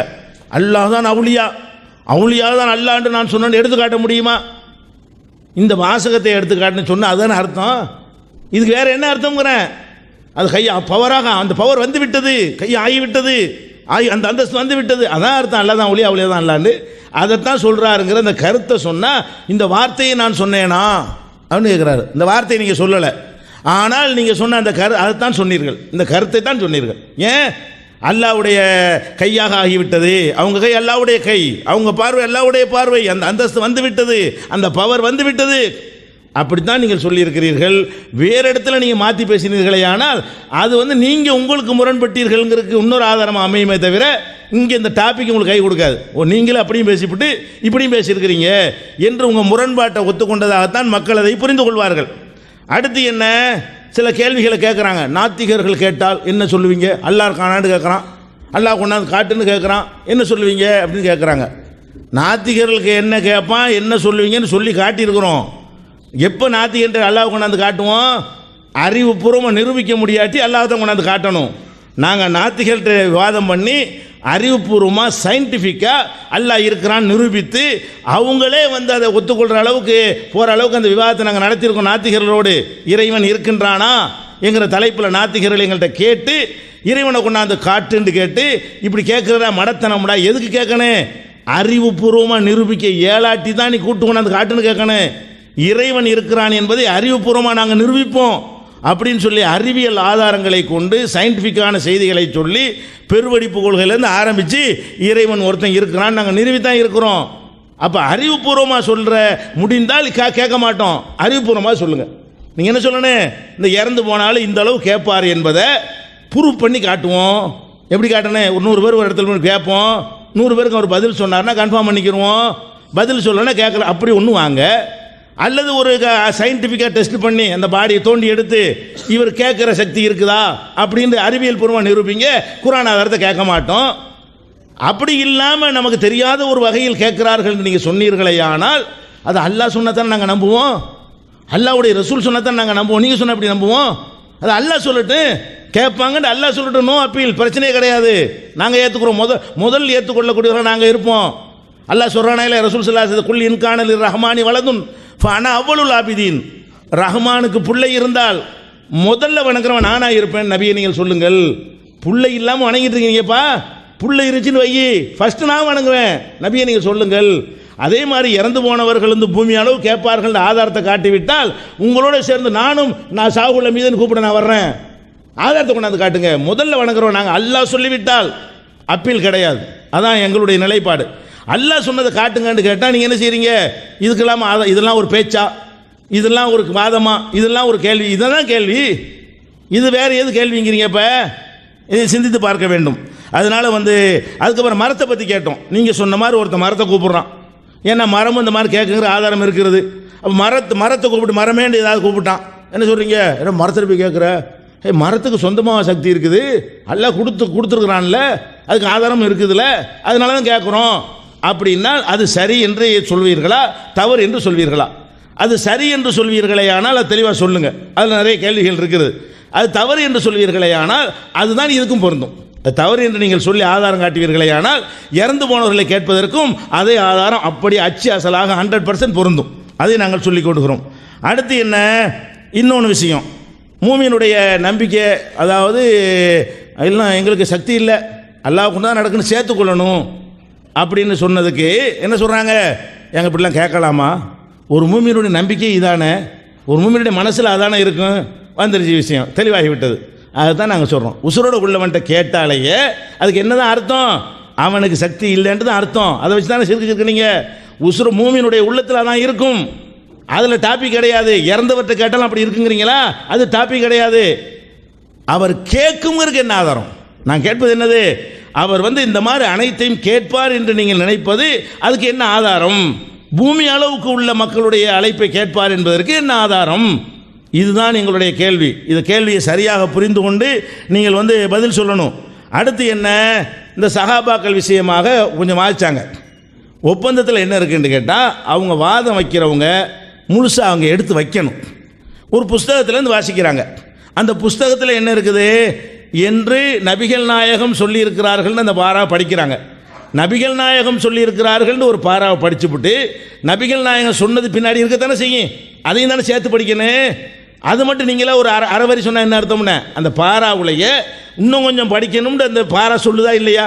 அந்த பாரா என்ன சொல்லுது? எனக்கு பிறகு என் தோழர்கள் பிதஅத் செய்வார்கள் என்று நபிகள் நாயகம் ஸல்லல்லாஹு அலைஹி வஸல்லம் சொல்லியிருக்கிறார்கள். நான் முடிச்சிருக்கிறேன். நபிகள் நாயகம் சொல்லியிருக்கிறார்கள்னு சொல்லிவிட்டு அதுக்குரிய ஆதாரத்தை கீழே போட்டிருந்தால் அதை எடுத்து காட்டுற கடமை உங்களுக்கு இருக்கா இல்லையா? அதை எடுத்து போடுங்க. பதிலே நான் சொல்ல வேணாம், அது சொல்லிவிடும். அந்த எதுக்கு நான் உங்களை வாசிக்க சொல்கிறேன்னு கேட்டால், ஏன் போட்டு நம்ம டயத்தை கொடுப்பானே, நீங்களே எங்கள் சார்பாக பதில் சொல்லிடுவீங்கல்ல, அதுக்கு தான் அதை வாசிச்சிங்க என்று சொன்னால் அந்த ஹதீஸ் மக்களுக்கு பதில் சொல்லிவிடும். அதுக்கு பின்னாடி வரக்கூடிய என்னென்ன ஹதீஸ்களை காட்டியிருக்கிறோமோ அதை முழுசு அப்படியே வாசிங்க. அப்படி எனக்கு பிறகு பிதஅத் செய்வார்கள் ரசூல்லாவே சொல்லி இருந்தால் சஹாபாக்கள் ரசூல்லா தான் குறை சொன்னாங்கன்னு வருமா, நான் சொன்னான்னு வராது. நான் எடுத்து காட்டுறவன் மட்டும்தான். ரசூல் ஸல்லல்லாஹு அலைஹி வஸல்லம் அப்படி சொன்னார்கள் என்று எடுத்து காட்டினால் அது நான் எப்படி அவர் மீது சஹாபி மீது குறை சொன்னதாகவும்? ரசூல்லா குறை சொல்லியிருக்கிறாங்க. அப்போ ரசூலுல்லாஹ் கூட சஹாபாக்கள் மீது குறை சொல்லக்கூடாதா அப்படின்னு நான் கேட்பேன். அதுக்காக தான் வாசிக்க மாட்டேங்கிறாங்க. நான் சொன்ன மாதிரி சித்தரிக்க பார்க்குறாங்க. நீங்கள் சொன்னதை நான் சொன்னேன்னா ரசூல் ஸல்லல்லாஹு அலைஹி வஸல்லம் சொன்னார்களா, அதை நீங்கள் முழுசாக படிக்கிற கடமை இருக்கா இல்லையா, அது ஒரு விஷயம். முசாபகா விஷயத்தை கேட்டோம். முசாபாவுக்கு ஒன்றுமே என்ன செய்யலை, அதுக்கு பதிலே சொல்ல காணாம். முசாபாவுக்கு அன்பானவர்களே, எதிரணியர் அவங்களுடைய விவாதத்தில் ஒரு கருத்தை சொன்னாங்க. பாங்கு சொன்னால் எல்லாம் தான் கேட்குது, மரம் கேட்குது, கட்டடம் கேட்குதுன்னு சொல்லிவிட்டு கோயிலும் தான் கேட்குது, எல்லாம் கேட்குன்ட்டு நபிகள் ஸல்லல்லாஹு அலைஹி வஸல்லம் சொன்னதை எப்படி கிண்டல் பண்ணலாம் பாருங்கள். குர்ஆனையும் ஹதீஸையும் எந்த அளவுக்கு இவங்க மதிக்கிறாங்கங்கிறத இதை மூலம் இங்கே புரிஞ்சுக்கிறலாம். கோயிலும் தான் கேட்குது, இது என்ன எங்களை கிண்டல் பண்ணுறதா? நபிகள் ஸல்லல்லாஹு அலைஹி வஸல்லம் சொல்லியிருக்காங்கன்னு சொல்லி நான் ஆதாரமாக ஹதீஸ் எடுத்து வச்சோம், அதுக்கு போய் நீங்கள் கோயில் தான் கேட்குதுங்கிறீங்க. அப்போ யாரை கிண்டல் பண்ணுறீங்க? மார்க்கத்தை கிண்டல் பண்ணுறீங்க, அல்லாஹ்வுடைய ரசூலை கிண்டல் பண்ணுறீங்க. இது எந்த அளவுக்கு சரிங்கிறத யோசிக்கணும். ஆனால் இவங்க இந்த அளவுக்குலாம் போவாங்கிற பெரிய ஆச்சரியம் அல்ல. ஏன்னா அவங்களுடைய கொள்கை என்ன தெரியுமில்ல, கோயிலுக்கு கூட போகலாம் அப்படிங்கிறது தான். ஏன்னா அவங்க ஏகத்துவம் பத்திரிகையில் எழுதியிருக்கிறாங்க. ஜூன் 2010 முஸ்லீம் அல்லாதவர்களின் வீடுகளில் சிலைகளோ இன்ன பிற உருவங்களோ இருந்தால் அங்கே நுழைவது தவறில்லை, அவர்களின் வழிபாட்டு தலங்களை பார்வையிடுவதும் தவறல்ல. கோயிலுக்கெல்லாம் போகலாங்கிறாங்க. இப்படிப்பட்ட ஒரு நிலையில் இருந்தால் இப்படி தான் போகும். ஏன்னா அல்லாஹ் தான் அவங்க ஒரு கருத்தை சொல்கிறாங்க, நீங்கள் சொல்கிறதுலேருந்து இப்படி தான் நாங்கள் வணங்குறோம், அல்லாஹ் தான் அவுலியா தான் இல்லை, நீங்கள் சொல்லலை, நாங்கள் வணங்குறோம், இப்படி தான் நாங்கள் புரிகிறோம் அப்படின்னாங்க. அப்படின்னு சொன்னால் சிலை வழிபாடு உங்களிடம் இருக்கிறது என்று நாங்கள் புரிகிறோம். ஏன் கற்பனையில் உள்ள விக்கிரகங்களை வணங்குறீங்க? அப்படிங்கும் பொழுது சிலையை வணங்கவும் இதுவும் ரெண்டும் ஒன்று தான். இது கல்லிலே செதுக்கப்பட்ட சிலைகள், நீங்கள் வணங்குறது கற்பனையிலே செதுக்கப்பட்ட சிலைகள் அப்படின்னு நாங்கள் விளங்குறோன்னு நாங்கள் சொல்லத்தான் செய்வோம். அடுத்து நாங்கள் என்னென்ன கருத்து வைக்கிறோம்? இப்போ நிலைப்பாடு ரெண்டு பக்கமும் இருக்குதுங்க. தமிழ்நாடு தௌஹீத் ஜமாத்து ஷிர்க்குக்கும் பிதாத்திற்கும் சொந்தக்காரங்கிறது நம்ம நிலைப்பாடு. அதுக்காக எத்தனையோ நம்ம குற்றச்சாட்டு வச்சோம். இதுக்கு அதான் பதில் சொல்கிறாங்களா? நம்ம என்ன சொன்னோம்? வண்ணல் குவத்தல் இல்லாஹி ஜமீஆ அப்படிங்கிற வசனத்தை வச்சு உயிராக உள்ளவங்களுக்கு சக்தி இருக்குன்னு சொல்கிறீங்க, மரணித்தவர்கள் சக்தி இல்லைங்கிறீங்க. அல்லாஹ் ஒருவனுக்கு மட்டும்தான் சக்தி இந்த வசனம் சொல்லுது. நீங்கள் உயிராக உள்ளவங்களுக்கு சக்தி உண்டு என்று சொன்னதின் மூலம் நீங்கள் இணை வைப்புக்கு உள்ளாகிறீர்கள். இதுக்கு என்ன பதில்? அதே போல் நம்ம சலாத்துல் ஜனாசா விஷயம் சொன்னோமே, ஒரு முஸ்லீமை காஃபிர் ஆக்குறீங்க, நபிகள் ஸல்லல்லாஹு அலைஹி வஸல்லம் கூட்டு பிரகாரம் இப்போ நீங்கள் காஃபிர் ஆகிட்டீங்க அப்படின்னு குற்றச்சாட்டு வச்சோமே, அப்படியெல்லாம் இல்லைன்னு மறுத்தீங்களா? அப்போ என்ன அவங்கெல்லாம் இது ஒப்புக்கொண்டான்னு தான் ஆகுது. நம்முடைய நிலைப்பாட்டு பிரகாரம் குற்றச்சாட்டு வச்சுக்கிட்டே இருக்கிறோம் நேற்றையிலேருந்து, பதிலே காணாங்கிறதையும் நம்ம புரிஞ்சு கொள்ளணும். அடுத்ததாக சஹாபா பெருமக்கள் விஷயத்தில் இப்படி அபாண்டமாக சொல்கிறீங்களேன்னு சொல்லி அவங்க நூல்லேருந்து நம்ம வாசித்தோம். அவங்க என்ன சொல்கிறாங்க? நபிகள் நாயகம் ஸல்லல்லாஹு அலைஹி வஸல்லம் அவர்கள் இப்படி சொன்னார்கள் என்று தானே எழுதியிருக்கிறது. அப்படி சொன்னார்கள் என்று நீங்கள் எழுதியிருக்கிறீர்கள். நபிகள் நாயகம் ஸல்லல்லாஹு அலைஹி வஸல்லம் சொன்னாங்களா? ஆதாரத்தை காமிங்க எங்களுக்கு. சஹாபா பெருமக்கள் பித்அத் செய்வார்கள் அப்படின்னு சொன்னாங்கன்னு ஆதாரத்தை எங்களுக்கு காமிங்க. நீங்கள் சொன்னால் சரியாருமா? அதிலே இருக்குது. நபிகள் நாயகம் ஸல்லல்லாஹு அலைஹி வஸல்லம் சொன்னான்னு தானே இருக்குது. நானா சொன்னேன்? நபிகள் நாயகம் ஸல்லல்லாஹு அலைஹி வஸல்லம் சொல்லாததை சொன்னதாக நீங்கள் போய் சொல்லிக்கிட்டு இருக்கிறீங்க. நீங்களாகவே உங்களோட மனோயிச்ச பிரகாரம் அருமை தோழர்களை அல்லாஹு தாலா புகழ்ந்து சொன்னானே, ரலியல்லாஹு அன்ஹும், அல்லாஹு தாலா அவர்களை ஏற்றுக்கொண்டு விட்டான், புரிந்து கொண்டு விட்டாண்டு அப்படிப்பட்ட சீதேவிகளை புனிதர்களை பித்அத் செய்வார்கள் என்று ஸல்லல்லாஹு அலைஹி வஸல்லம் சொல்லியிருப்பதா நீங்கள் சொல்கிறீங்க. அப்படி ஸல்லல்லாஹு அலைஹி வஸல்லம் சொல்லியிருந்தா நீங்கள் ஆதாரத்தை காமிங்க. அப்போது நீங்கள் எந்த ஹதீஸை வச்சு இப்படி தவறாக புரிஞ்சுங்க எழுதுறீங்கன்ட்டு அந்த ஹதீஸையும் சொன்னோமே, மறுமை உங்களுக்கு தெரியாதா? உங்களுக்கு எதை வச்சு நாங்கள் எழுதணும் அதையும் நீங்கள் சொல்லணுமே, தெரியாதா உங்களுக்கு? என்னமோ பச்சை புள்ள கேட்குற மாதிரி கேட்குறீங்க. ஒரு சஹாபா பெருமக்கள் விஷயத்திலே ஒரு ஹதீஸை வச்சு அபாண்டமாக பழி சுமத்து இருக்கிறீங்க. வீண் பழி சுமத்து நான் பதில் சொல்லாங்கன்னு சாதாரண ஒரு மூமின் விஷயத்திலேயே அருமை தோழர்கள் விஷயத்தில் அபாண்டமான குற்றச்சாட்டு வைக்கிறீங்க. ஸல்லல்லாஹு சொல்லியிருக்கிறார்கள் என்று தானே எழுது. அப்படி நீங்கள் எழுதுறீங்க. ஸல்லல்லாஹு சொன்னாங்களா? அப்படி அந்த ஹதீஸின் அடிப்படையிலே ஹதீஸ் இருக்கிறது, அந்த ஹதீஸ் சஹாபா பெருமக்கள் என்பதற்கு என்ன ஆதாரம்? அதுக்கு பதில் சொல்றது விட்டுவிட்டு ஹதீஸில் இருக்கிறதான சொன்னேன், ஹதீஸில் இருக்கிறத ஏன் நீங்கள் தவறாக புரிஞ்சுங்க? ஒரு புனிதர்களை ஏன் காபிராக்குறீங்க? இந்த ஹதீஸை வச்சு உங்களுடைய தவறுனால, உங்களுடைய விளங்காத்தன்மையினால, உங்களுடைய புரியாமையினால அருமை தோழர்களை ஏன் பிதாத்துவாதிகள் அப்படிங்கிற கடும் குற்றம் சாட்டுங்கிறீங்க? அவங்களும் முர்த்தத்து நீங்கள் கடும் சொல்லுவாக்குறீங்க. ஹதீஸ் இருக்கிறது, சஹாபா பெருமக்களையா குறிக்கிறது? அப்படி தான் குறிக்கும் ஆதாரத்தை எடுத்து வைங்க. அதை விட்டு சல்லல்லாஹு சொன்னாங்கன்னு தானே சொல்லலாம், அவங்க நீங்க தான் சொன்னதாக இட்டு கட்டுறீங்க. சல்லல்லாஹு சொல்லியிருக்கிறாங்களே, மன் கதப அலைய முத்தஅம்மிதன் ஃபல்யதபவ்வ மகாதஹு மினன் நார். நான் சொல்லாததை சொன்னதா யாரா சொன்னா அவருடைய இருப்பிடத்தை நரகமாக்கி கொள்ளட்டும் சல்லல்லாஹு சொன்னாங்க. அவங்க சொல்றீங்க இல்லை, அந்த ஹதீஸ் சஹாபாக்களை தான் குறிக்கன்னு சொன்னா அதுக்கு நீங்கள் ஆதாரத்தை வைங்க. இவ்வளவு தெளிவாக சொன்ன பிறகும் நீங்கள் ஒன்று பொதுவாக கேட்குறீங்க. பொதுவாக நாங்கள் தான் சொன்னோமே, இந்த ஹதீஸை வச்சு தான் எழுதியிருக்கிறீங்கன்ட்டு உங்களுக்கு தெரியாதா? இந்த ஹதீஸ் வச்சு எழுதுன்னு உங்களுக்கு தெரியாதா? யாரா ஒரு ஆள் தெரியாத பரவாயில்ல, எழுதுனே நீங்கள் உங்களுக்கு எப்படி தெரியாமல் இருக்கும்? ஹதீஸை சுட்டி காட்டிட்டோம்ல. ஒன்று எழுத தப்புன்னுங்க, அல்ல அந்த ஹதீஸ் பிறகு நாங்கள் எழுத ரைட்டு தான் வாதிங்க. நாங்கள் ஹதீஸ் தான் நாங்கள் சொல்கிறோம், ஹதீஸ் இருக்குது, இது சஹாபா பெருமக்களை குறிக்காதுங்கிறோம். நாங்கள் குறிக்கும் நீங்கள் சொல்லுங்கள். எவ்வளோ அபாண்டமான குற்றச்சாட்டு! இதன் மூலம் சஹாபா பெருமக்களையே நீங்கள் பிதாத்துவாதிகள் முர்த்தத்துகள் என்று சொன்னதன் மூலம் சிலதான் சொன்னாங்கல்ல, ஒரு முஸ்லீமை பார்த்து காபிரண்டா சொன்னவங்க காபிரா பெறுவாண்டு. இப்போ தமிழ்நாடு தௌஹீத் ஜமாத்து குஃப்ரில் இருக்கிறது அப்படிங்கிற குற்றச்சாட்டு. அதுக்கு நீங்கள் இன்னும் பதில் வைக்கலையே. எங்களுடைய நிலைப்பாட்டு பிரகாரம் குற்றச்சாட்டு வச்சுக்கிட்டே இருக்கிறாங்க, அதுக்கு நீங்கள் பதிலே சொல்லலை. அடுத்து சொல்கிறீங்க பூமி எல்லை இருக்கிறதா இல்லையாண்டான ஆதாரம் கேட்டோம். பூமியில் இருப்பவர்கள்லாம் அழைத்தால் கேட்பாங்களோ ஆதாரம் கேட்டாங்கிறீங்க. தலைப்பை தான் நான் திரும்ப திரும்ப சொல்கிறேன். திரும்ப நீங்கள் மறுபடியும் நீங்கள் நிலைப்பாட்டை படிக்க மாட்டேங்கிறீங்க. நம்ம தலைப்பு என்ன? எங்களுடைய செயல்பாடு ஷிர்க்குள்ளதா? அதுதானங்க. பூமியிலே இருப்பவர்கள்லாம் அழைத்தால் கேட்குமா கேட்காங்கிறது இப்போ வாதம் அல்ல. நான் திருப்பி திருப்பி சொல்லிக்கிட்டே இருக்கிறேனே, அது கலிக்காவிலோடு முடிஞ்சு போச்சு. இப்போ நான் எல்லை உள்ளதுங்கிற அமைப்பில் நான் பேசினா இது ஷிர்க்கா? அந்த தலைப்புக்கு வாங்க. பூமி எல்லை உள்ளவங்க எங்களுக்கும் தெரியும், பூமியில் உள்ளவங்களாம் கேட்பா நீங்கள் சொல்கிறீங்களே, அதுக்கு தான் ஆதாரத்தை கேட்கங்கிறாங்க. அதான் சப்ஜெக்டு. நான் பூமியில் உள்ளவங்கெல்லாம் கேட்பாங்கங்கிறேன், ஒரு எல்லைக்குள் உட்பட்டவர்கள் கேட்பாங்கங்கிறேன். எல்லைக்கு உட்பட்டேன்னு வந்துட்டான். இறைவன் எல்லைக்கு அப்பாற்பட்டவன், இவங்கெல்லாம் எல்லைக்கு உட்பட்டது தான். இந்த நிலைப்பாடு என் நிலைப்பாடு. இந்த என்னுடைய நிலைப்பாட்டின் பிரகாரம் நாங்கள் ஷிர்க் செய்கிறோமா இல்லையா? அதுதான் தலைப்பு. நீங்கள் இருக்குன்னு சொல்லிவிட்டீங்களா, அதுக்கு ஆதாரம் தாங்கண்டாக்க அதான் இப்போ தலைப்பு. தலைப்பின் பிரகாரம் வாதம் செய்யுங்க. நாங்கள் ஷிர்க் செய்கிறோம் என்பதற்கு உங்களிடம் எந்த ஆதாரமும் இல்லைங்கிறதுனால சம்பந்தம் இல்லாத கேள்வி கேட்காதீங்க, சம்பந்தப்பட்ட கேள்விகளை நீங்கள் கேளுங்க அப்படிங்கிறது தான். அடுத்து சொன்னாங்க, நாத்தியவாதத்தை ஏங்க வைக்கிறீங்க? குர்ஆன் ஹதீஸ் அடிப்படையில் நான் வாதம் செய்ய வேண்டியதானே? அவர் ஒரு வாரா இவர் ஒரு வாரா நாத்தியவாதிகள் அப்படி பண்ணாங்க அப்படி நம்ம சொன்னால், நாத்தியவாதி கேட்டாங்க, நாங்கள் அறிவுபூர்வமாக விளக்கணும். நாங்கள் என்ன விளக்குனீங்க? அவங்க கேட்டது நீங்கள் விளக்குனீங்களா? அவங்க நாத்தியவாதத்தில் எடுத்துட்டேனால நான் உங்களுக்கு ஒரு விஷயத்தை இப்போ சொல்லி காமிக்கிறேன்.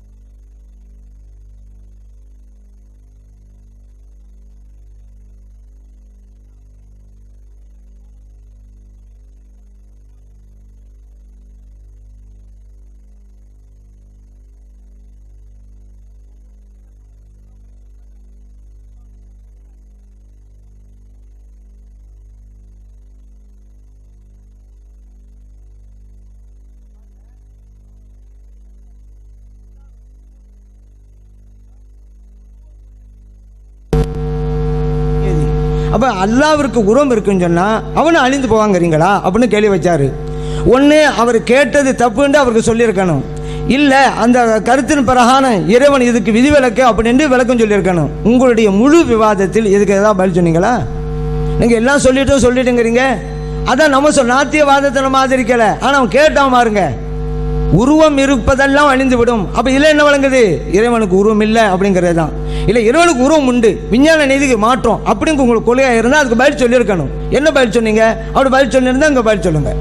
அதனால் நம்ம நாத்தியவாதத்தை எல்லாம் சொல்லிட்டோம் சொல்கிறதல்ல. இப்போ இந்த இதெல்லாம் கேள்வியாகத்தான் இருக்கிறது. அவங்க சொன்னாங்கங்கிறதுனால இது நம்ம எடுத்துக்காட்டுகின்ற ஒரு சூழ்நிலை வந்துவிட்டது. முசாஃபஹா விஷயத்தை நம்ம என்ன சொன்னோம்? நீங்கள் ஒரு கையில் தான் கொடுக்கணும் அப்படி உங்கள் நிலைப்பாடா? அப்படி தான் சொன்னால் இல்லை 2 கையிலும் கொடுக்கலாம் அப்படின்னு இருக்கிறது அப்படிங்கிற நாங்கள் ஆதாரத்தை எடுத்துக்காட்ட தயாராக இருக்கிறோம். உங்கள் நிலைப்பாட்டை சொல்லுங்கன்னு சொன்னோம். 2லையும் கொடுக்கலான்டா பிரச்சனை விட்டுடலாம் அப்படின்னோம். இப்போ உங்கள் பிரச்சனையை சொல்கிறது ஏன் தாங்குறீங்க?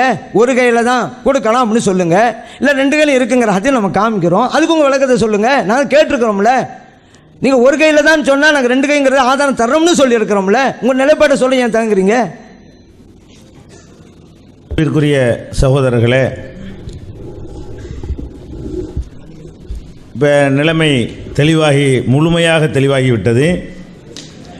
அதாவது எல்லைன்னு ஒன்று சொன்னாங்க இல்லையா, அதுக்கு அவங்கள்ட்ட ஆதாரம் கிடையாது, தெளிவாக நிரூபிச்சிட்டாங்க. அப்போ இறைவன் போலத்தான் அந்த இறந்தவர்களும் கேட்குறார்கள் என்பது தான் அவங்களுடைய நிலைமை. எல்லை எது கேட்குறோம்னா, உங்களுக்கு எல்லையை காட்ட இயலாது. எல்லைங்கிறது பொய்யா சொல்கிறீங்க. நிஜமாக சொன்னால் தான் நீங்கள் நாங்கள் இணை கற்பிக்கலைன்னு சொல்லலாம். இல்லைன்னு சும்மா சொல்கிறீங்க. அல்லாஹ்வுடைய இடத்துல அப்படியே வைத்திருக்கிறீர்கள், அதுதான் உண்மை. அதனால் நீங்கள் முஷ்ரிக்கு தான் என்பது இதுவரைக்கும் ஆதாரம் 2 நாளாக முடிய போய் ஆதாரம் காட்டதுனால முஷ்ரிக் என்பது சந்தேகத்துக்கு இடமில்லாமல் நிரூபணம் ஆகிவிட்டது. அடுத்ததாக நாத்திகவாதத்தில் இறைவன் இருக்கிறானான்னு கேட்டதுக்கு பதில் சொல்லண்டாங்க. இறைவன் இருக்கிறானாங்கிறதா கேள்வி அதில் கேட்டார். அவங்க போட்ட கிளிப்பிங்கில் இறைவன் இருக்கிறானாங்கிற தலைப்பில் விவாதம் பண்ணும்போது இறைவன் அழிவானான்ற தலைப்பில் அவன் கேட்குறான். இருக்கிறாங்கிறது அது மட்டும் தான் பேசுவோம், அழிவானாங்கிறது வேறு விஷயம் அப்படின்னு தெளிவாக சொல்லிவிட்டு அதே இன்னும் கேட்டான். இறைவனை பற்றி, இறைவன் இருந்தால் ஏன் சைக்கிளை பூட்டி வச்சுட்டு வர்றீங்கலாம் கேட்டான். இது தலைப்பு கிடையாது. இறைவன் இருக்கிறானா இல்லையா, அதுக்கு அறிவு என்ன சொல்லுது? தலைப்பிற்குள்ளே அழகாக நிறுவிவிட்டு இதுக்கும் பதில் சொன்னோம். எப்படி சொன்னோம்? குர்ஆன் இறைவேதமாங்கிற தலைப்பில் அது அல்லாஹ்வுடைய வேதம் என்று நிறுவனம். அதுக்கு பதில் சொல்ல முடியாத அளவுக்கு திணறினார்கள். நாங்கள் குர்ஆனை படிக்காமல் வந்துட்டோம் என்றார்கள். அந்த குர்ஆனில் இறைவேதம் நிரூபிச்சிட்டோம்ல, அதில் இறைவன் அழிய மாட்டான் போடாட்டோம். முடிஞ்சு வாயை திறக்க முடியல. அப்போ அழிய மாட்டான் என்பதையும் நாங்கள் நிறுவியிருக்கிறோம். 2 தலைப்பையும் படிச்சிருந்தீங்கன்னா நிறுவனம் உங்களுக்கு தெரிஞ்சிருக்கும். நீங்கள் ஒரு தலைப்பு மட்டும் படிச்சு தலைப்புக்கு உட்பட்ட விஷயங்களை சொல்லுவோம். நம்ம டைவர்ட் பண்ணுறதுக்கு வேறு பக்கம் இழுத்தாங்கன்னா இருக்கிறாங்கிறத நிறுவி முடிச்சிருவோம். அழிவானா அப்போ ஏன் நீங்கள் பூட்டிட்டு வர்றீங்க, தவக்கல் எல்லாத்தையும் கிண்டல் பண்ண அந்த தலைப்பு அது சொல்லியே இருக்க மாட்டோம். நீங்கள் பார்த்தீங்கன்னா இறைவன் இருக்கிறானாங்கிற ஒரே இதிலேயே நாங்கள் போய் நிறுவித்தான் இருக்கிறோம். அதே நேரத்தில் இறைவன் அழிய மாட்டாங்கிறதையும் காட்டிட்டோம். சரி, நான் கேட்குறேன், இறைவன் ஒளியாக இருந்தாலும் அழிஞ்சிருவான், அதுக்கு என்ன சொல்ல போறீங்க? நீங்கள் அவன் 2டைமில் சொன்னான். இறைவன் உருவமாக இருந்தாலும் அழிஞ்சிருவான், ஒளியாக இருந்தாலும் அழிஞ்சிருவான்டானே, அதுக்கு என்ன செய்ய போகிறீங்க? ஒளிந்தான் அழியுங்கிறான் சயின்டிஃபிக்காக. அதையும் நீங்கள் பார்க்க வேண்டியிருக்கிறது. அதனால் நாத்திகள் விவாதத்தில் நாங்கள் தெளிவாக நினைஞ்சிருவோம். எதை எடுத்துக்கொள்கிறோமோ அது சரின்னு தெரிஞ்சால் தான் நாங்கள் களத்தில் இறங்குவோம். மாட்டிக்கிட்டுலாம் முழிக்க மாட்டோம். கரெக்டான முறையில் நாங்கள் அடித்து என்ன செய்வோம், அது ஓடி ஒளிகிற அளவுக்கு அதில் ஆக்கியிருக்கிறோம். நீங்கள் முழுசாக 3 தலைப்பையும் படித்து பாருங்கள், அப்போ தெரியும். அடுத்து என்னன்னு கேட்டால், சில கேள்வி கேட்குறாங்க. தற்கொலை செஞ்சவனுக்கு நிரந்தர நரகம்னு சொல்கிறார்கள் அப்படின்னீங்கல்ல, இதை நான் சொன்னேன்னா ரசூலுல்லாஹ் சொன்னாங்களா? ரசூல் ஸல்லல்லாஹு அலைஹி வஸல்லம் சொன்னாங்களா நான் சொன்னாங்கிற நீங்கள் என்ன விவரமாக எடுத்து வைக்கணும். நாங்கள் அப்படி சொல்லி இருந்தால் ரசூலுல்லாஹ்வுடைய ஹதீஸை எடுத்து போட்டு சொல்லியிருக்கிறோமா, நாங்களாக சொல்லியிருக்கிறோமா? அதை நீங்கள் வைக்கிறீங்க. நாங்கள் இதை எங்கள் சைடில் எடுத்து வைக்கிச்சா நாங்களே ஆதரவு வைப்போம். நீங்கள் எங்கள் மீது குற்றஞ்சாட்டுறதுக்கு வச்சிங்கன்னா நீங்கள் என்ன செய்யணும்? நிரந்தர நரகம்னு சொல்லி நாங்களாக சுயமாக சொன்னோமா, அல்லது ரசூலுல்லாஹ் எதுவும் சொல்லி நாங்கள் சொன்னோமா? அதை எங்கேருந்து பார்த்தீங்களோ அங்கேருந்து எடுத்து ஆதாரத்தோடு என்ன செய்யணும்? இந்த சபையில் போடணும். அதே மாதிரி இந்த முசாபகா விஷயம் இருக்குல்ல, நேற்று சொன்ன தோரணை என்னங்க, நேற்று சொன்ன டைப் என்ன, கிறிஸ்துவ கலாச்சாரத்தை கொண்டு போய் அப்படி அது என்னமோ பயங்கர அப்படி சொல்லிவிட்டு 2 கூட ஒன்று பிரச்சனை இல்லை, ஒன்று மட்டும் சொல்கிறீங்களே அப்படின்னு ஒரு சின்ன மேட்ரு மாதிரி ஆக்கிட்டாங்க. பெரிய பயங்கரமான ஒரு விஷயமாக உங்கள்கிட்ட பேசிவிட்டு உங்கள் நிலையை சொல்லுங்கள், எடுத்து சொன்னால் என்ன செய்யலை, சொல்ல முடியலை. சரி, ஒரு கையில் மட்டும்னு ஒருத்தன் சொன்னான்னு சொன்னால் அவன் கிறிஸ்துவ கலாச்சாரத்தை பின்பற்றினவன்னா, நீங்கள் அவுலியாக்கள்லாம் அவுலியா நினைக்கிற அப்துல் கார் ஜீலானி என்ன செய்கிறாரு, வலது கையால் செய்ய வேண்டிய காரியங்கள்னு சொல்லிட்டு புண்ணியத்து தாலிமில் என்ன செய்கிறாரு, சாப்பிட்றது குடிக்கிறது முசாபகான்னு சொல்கிறாரு. அப்போ அவரும் கிறிஸ்தவ கலாச்சாரத்துக்கு போயிட்டான்னு சொல்லி போடுங்க, அப்புறம் மற்ற பேசுவோம். சரியா? அவர் சொல்லியிருக்காரு, அது ஆதாரத்துக்கு நான் சொல்லலை. அவரும் கிறிஸ்தவ கலாச்சாரத்தான் சொல்கிறாரு. வலது கையால் செய்ய வேண்டிய காரியங்கள்னு சொல்லிவிட்டு இடது கை பல தப்பானது ஈடுபடுற கொண்டு ஒருத்தன் கையில் கொண்டு வைக்கிறீங்க. அந்த அடிப்படை தான். அதனால் வலது கையை தான் வைக்கணும், வலது கையை கொண்டு தான் செய்யணும் என்று அவரும் சொல்லி இன்னும் நிறைய பேர் சொல்லியிருக்கிறாங்க. அடிக்கடி நவவின்னு சொல்லிட்டு இருந்தீங்களே போன தலைப்பில் அவரும் அதை தான் சொல்கிறாரு, வலது கையில் தான் செய்யணுங்கிறாரு. அப்போ இடது கையில் உள்ள தப்பு தவறுகள்லாம் ஈடுபடக்கூடிய அந்த கையை கொண்டு என்ன செய்யக்கூடாது, இன்னொருத்தன் கையில் கொண்டு தேய்ச்சி விட்டு வந்துடக்கூடாது. வலது கைக்கு வலது கை, அதான் கரெக்டு. அதனால் நீங்கள் அதில் ஏதாவது சொன்னீங்கன்னா என்ன செய்யுங்க, அதை அப்புறமேல் பார்த்துக்குருவோம். அடுத்து என்னன்னு கேட்டால், இந்த சஹாபாக்கள் விஷயத்தை மறுபடியும் எடுக்கிறீங்க. சஹாபாக்கள் விஷயத்தில் உங்களால் அந்த ஹதீஸ் உங்களுக்கு படிக்க முடியுதா? நீங்கள் என்ன செய்யணும், ஹதீஸில் இல்லாத நீங்கள் உங்கள் கருத்து உங்கள் அபிப்பிராயம் அப்படிலாம் சொன்னீங்களே, என்ன கருத்து என்ன அபிப்பிராயம் என்ன மூலத்தில் இருக்குது, நான் என்ன மொழிபெயர்த்திருக்கேன் நீங்களே சொல்லணும். எழுதியவருக்கு தெரியாதா? நம்ம 2 பேருக்கும் விவாதம் பண்ணிக்கிட்டு இருக்கிறோம், மக்களுக்கு விவாதம் பண்ணுறோம். எழுதியவருக்கு தெரிஞ்சானே கேட்குறேன், வாசிங்கண்டு வாசித்து அதே பதில் சொல்லும் தானே கேட்குறேன். இல்லாட்டி அதை கண்டுக்கிறாமையில் ஓடுவேன். அப்புறம் வாசிக்கிட்டு எப்போ ஒருத்தன் சொல்லுகிறானோ பின்னாடி விஷயம் இருக்கிறது. அவங்க வாசிக்கலைன்னா நீங்கள் புத்தகத்தை வாங்கி படிச்சுக்கிறங்க. நபி தோழர்களும் நமது நிலையும் அந்த கருத்தை நீங்கள் சந்தேகத்துக்கு இல்லாமல் ஏற்றுக்கிறவங்க. அதில் சொல்லியிருக்கிறோம், ஒரு ஹதீஸை சொல்லியிருக்கிறோம்னா இந்த ஹதீஸை இப்படி சொல்லியிருக்கிறாங்க, இது அர்த்தம் தப்பு, அப்படி தான் ஒருத்தர் வாதம் வைக்கணும். எனக்கு தெரியுங்கிற அடிப்படையில் இப்படி வாதம் வைக்கிறது, அப்புறம் நாங்கள் 2 ரூமில் உட்காந்து பேசிட்டு போயிடுவோமே. அனைவருக்கும் தெரிவதற்காக பேசக்கூடிய விவாதமாக இருந்தால் எனக்கு தெரியுங்கிறத வைத்து பேசக்கூடாது. உங்கள் எல்லாருக்கும் முன்னால் அதை எடுத்து போட்டு என்னை டேமேஜ் பண்ணணும், அது அவருடைய கடமை. நான் செஞ்ச தப்புன்னு உங்கள் மத்தியில் நிரூபிக்கணும். எனக்கு மத்தியில் நிரூபிச்சுட்டாருன்னா நான் மறுத்துட்டு என்ன பண்ணுவார்? அதனால் என்ன செய்யணும், அதை முழுசார வாசிக்கணும். எந்த ஹதீஸு தப்பாக அர்த்தம் செய்யப்பட்டிருக்கு, மூலத்தில் என்ன இருக்கிறது, எந்த இடத்துல நான் மிஸ்டேக் பண்ணினேன், எந்த வகையில் நீங்கள் கரெக்டாக செஞ்சுருக்கிறீங்கன்றதை நிரூபிக்காமல் நீங்களாக போட்டு வரியை மட்டும் வாசி விட்டு போனீங்கன்னா அது ஏற்றுக்கொள்ள முடியாது. அந்த ஹதீஸ் என்னங்கிறது எனக்கு தெரியும், நீங்கள் மக்கள்கிட்ட வைக்கணும். அதுக்கப்புறம் இந்த கோவிலும் தான் கேட்குறேன்னு சொன்ன பாருங்க, அது பயங்கரமான. இப்போவும் தான் சொல்கிறேன், கிண்டலுக்கு சொல்லலையே.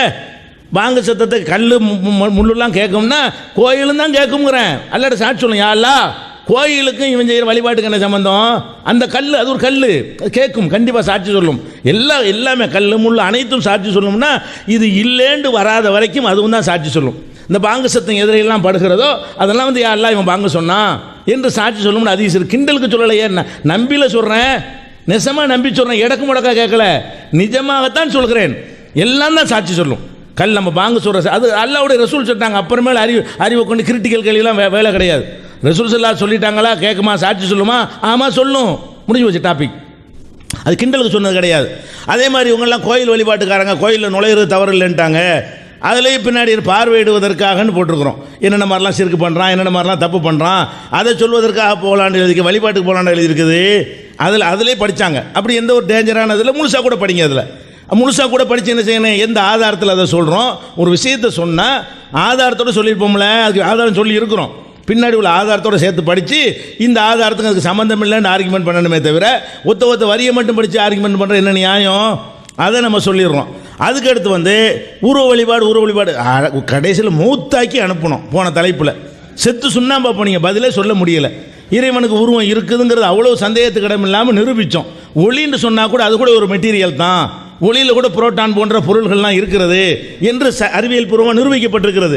ஒளின்னு சொன்னால் கூட இப்போ ஒளியை நீங்கள் வணங்குறீங்கன்னு ஆயிரும், உருவத்தை வணங்குறீங்கன்னு இப்படி அர்த்தம் செஞ்சீர்களே, ஆனால் ஒளியை வணங்குறீங்கன்னு ஆயிருமே. ஒளி கூட அழியும்னு அவன் சொல்லிவிட்டானே, திக்காக்காரன் கூட சொல்லிவிட்டானே, சயின்டிஃபிக்காக கூட அது ஒரு பொருள் நிரூபிக்கப்பட்டிருக்கிறது. அப்போ நீங்கள் ஒளின்னு தானே சொன்னீங்க, ஒளிண்டால் டேஞ்சர் வருமே, ஒளிண்டால் அவனை போல எதுவும் இல்லை. இவ்வளவு தெளிவாக நிரூபிக்கப்பட்டு ஒரு 2 நாள் புறான்னு சொல்லி ஒரு ஆதாரம் உருவம் இல்லைன்னு சொல்லி வாத்து கூப்பிட்டு இந்த தலைப்பில் நீங்கள் தான் கூப்பிட்டீங்க. முஷ்ரிக்காக்கிற தலைப்பையும், முஷ்ரிக்காக்கிற தலைப்பு நாங்கள் தேர்ந்தெடுக்கல, இது நீங்கள் இதைத்தான் விவாதிக்கணும்னு பிடிவாதம் முடிச்சு கூப்பிட்டு வந்தீங்க. நாங்கள் முஷ்ரிக்கு நிரூபிச்சிருக்கிறோம், உங்களால் ஒன்று கூட நிரூபிக்க முடியல. சும்மா சில உதாரணங்களை அரைக்குறையாக துண்டாக எடுத்து கேட்குறீங்களே தவிர ஒன்று கூட உங்களால் நிறுவ முடியவில்லை. அதனால் இறைவனுக்கு உருவம் இருக்குன்னு அல்லாஹ் ரசூல் சொல்லியிருக்கிறாங்களா, அவ்வளவுதான். கற்பனையில் இந்த உருவத்தை நினச்சிக்கிட்டு இருக்கிறோம். தக்பீர் கட்டினவன அப்படியே கண்ணுங்க அது மூக்கலாம் வச்சு அதெல்லாம் கிடையாது. அது நமக்கு தெரியாது, மறுமையெல்லாம் பார்ப்போம். இருக்குன்னு சொன்ன நம்புவோம், அதுக்கு கற்பனை கொடுக்கக்கூடாது. எப்படி வரையக்கூடாதுன்னு சொல்கிறோமோ கற்பனையும் செய்யாதே, அப்படி தான் நாங்கள் சொல்கிறோம். நான் கற்பனையில் இறைவனை கொண்டு வர மாட்டோம், கண்டிப்பாக வரமாட்டோம். அல்லாஹுடைய ஆற்றலை தான் நாங்கள் நினைப்போம். ஆனால் அல்லாஹ் உருவத்தோடு தான் இருக்கிறான், மறுமையில் நம்ம பார்ப்போம், கண்டிப்பாக பார்ப்போம், அந்த இன்பம் கிடைக்கும், அதில் எந்த டவுட்டும் கிடையாது. அப்படி தான் நாங்கள் நம்புகிறோம். அப்புறம் என்ன நாங்கள் இல்லைன்னு தெளிவாக சொல்லியிருக்கோம், நீங்களா கற்பனை பண்ண என்ன அர்த்தம்? அது ஒரு விஷயம். அடுத்து என்னென்னு கேட்டால், இப்போ தலைப்பு என்ன இல்லைங்கிறதா தலைப்புன்னு இருக்கிறான், அதான் தலைப்பு. நீங்கள் முஷ்ரிக்கா இல்லையாங்கிறதான் தலைப்பு. இப்போ நீங்கள் இறைவன் அல்லாதவர்கள் வந்து இறைவனைப் போல கேட்பார்கள்னு சொல்கிறீங்க. நான் சொல்கிறேன் இல்லை இல்லை எல்லை இருக்குங்கன்னு பொய்யா நீங்கள் சொல்கிறீங்க. எல்லையை காட்டிட்டீங்கன்னா நீங்கள் சொல்கிற உண்மையாகிவிடும். எல்லை இல்லைன்னு சொன்னால் நீங்கள் அல்லாஹ்வுடைய இடத்துல வச்சு தான் கேட்குறீங்க. நிரூபணம் ஆகிடுச்சு, தலைப்பு வந்துருச்சு. நீங்கள் சிறுக்கு செய்கிறீர்கள் என்பது என்ன செஞ்சிச்சு? செல்ல தெளிவா நிரூபணமாகிவிட்டது. அப்போ அந்த எல்லையை சொல்கிறதுல தான் நீங்கள் பொய் சொல்கிறீர்களா, இந்த சபையில் தப்பித்துக் கொள்வதற்காக நழுவுகிறீர்களா, அதான் அளவுகோல். உங்களால் எல்லையை சொல்ல முடியாவிட்டால் அல்லாஹ் மாதிரி கேட்கிறார்கள் என்பதுதான் உங்கள் நம்பிக்கை. அதில் கடுகளவும் சந்தேகம் கிடையாது. அதனால் நீங்கள் வைக்கிற சிறுக்கு தான் நிச்சயமாக மறுமையில் மாட்டிக்கொள்வீர்கள் என்று நாங்கள் நினைச்சிருக்கிறோம். சந்தேகத்துக்கு இடமில்லாமல் நாங்கள் நிரூபிச்சிருக்கிறோம். அடுத்து என்னன்னு கேட்டால், அப்புறம் முக்கியமாக இறுதியாக நாங்கள் சொல்லிக் கொடுக்குறோம். இதுதான் என்னுடைய இந்த தலைப்பில் கடைசி உரை. அவனைப் போல் எதுவும் இல்லை. அவன் கேட்பவன் பார்ப்பவன். அவனை மாதிரி கேட்குறாங்க பார்க்குறாங்கன்னு யாரை பற்றி நினைச்சாலும் அப்பட்டமான சிறுக்கு. அப்படி தான் ஷேக் அப்துல்லா ஜமாலி நினைக்கிறார். அவருடைய கொள்கை அதுதான். அதுக்கு பதில் அவர் சொல்ல முடியவில்லை. அன்பானவர்களே, நம்ம எத்தனையோ விஷயங்களை குர்ஆன் ஹதீஸ் அடிப்படையில் நம்ம சொன்னோம். அவங்க திரும்ப திரும்ப சம்பந்தமே இல்லாத ஒரு வார்த்தை வச்சுட்டே இருக்காங்க தவிர நாம் செய்வது ஷிர்க்கு என்பதற்கு ஒரு தெளிவான ஆதாரமாக இந்த இருக்க வசனம், இதன் அடிப்படையில் நீங்கள் ஷிர்க்கு செய்கிறீங்க, இந்த இருக்க ஹதீஸ் இதன் அடிப்படையில் நீங்கள் ஷிர்க்கு செய்கிறீங்க, ஒரு ஆதாரத்தை கூட நேற்றையிலிருந்து இதுவரைக்கும் தரல. என்ன சொன்னாங்க? எல்லோரும் சொல்வதை ஒருவர் கேட்பது என்பது அல்லாஹ்வுக்கு மட்டும் சொந்தம், நீங்கள் எப்படி மற்றவங்களுக்கு கொடுக்கலாம் நீங்கள் அப்படின்னு கேட்டாங்க. அதுதான் உங்கள் கொள்கைன்னு சொன்னால் அதுக்கு ஆதாரத்தை தாங்க இன்னும் சமையல் பஸ்ஸுன்னு ஓதினாங்க. அதில் எங்கெங்கே இருக்குது? எல்லோரும் கேட்டாண்டு கேட்பவன் பார்ப்பவனாலும் இருக்குங்க. அப்போ ஒரு ஆதாரத்தை வச்சாங்க, அது அவங்க சொன்னது இல்லை அப்படின்னு ஆகிப்போச்சு. இவங்க இந்த அளவுக்கு வந்துட்டனால முஸ்லீமுங்க காபிராக்குற நிலைமைக்கு வந்து அதனால் தமிழ்நாடு தௌஹீத் ஜமாத் காபிருடைய நிலையில் இருக்குது அப்படின்னு நம்ம சொன்னோம். அதுக்கு பதில் சொல்லலை. அதுபோல் சஹாபா பெருமக்கள் விஷயத்தில் நம்ம சொன்னோம். அதுக்கு பதில் சொல்லலை.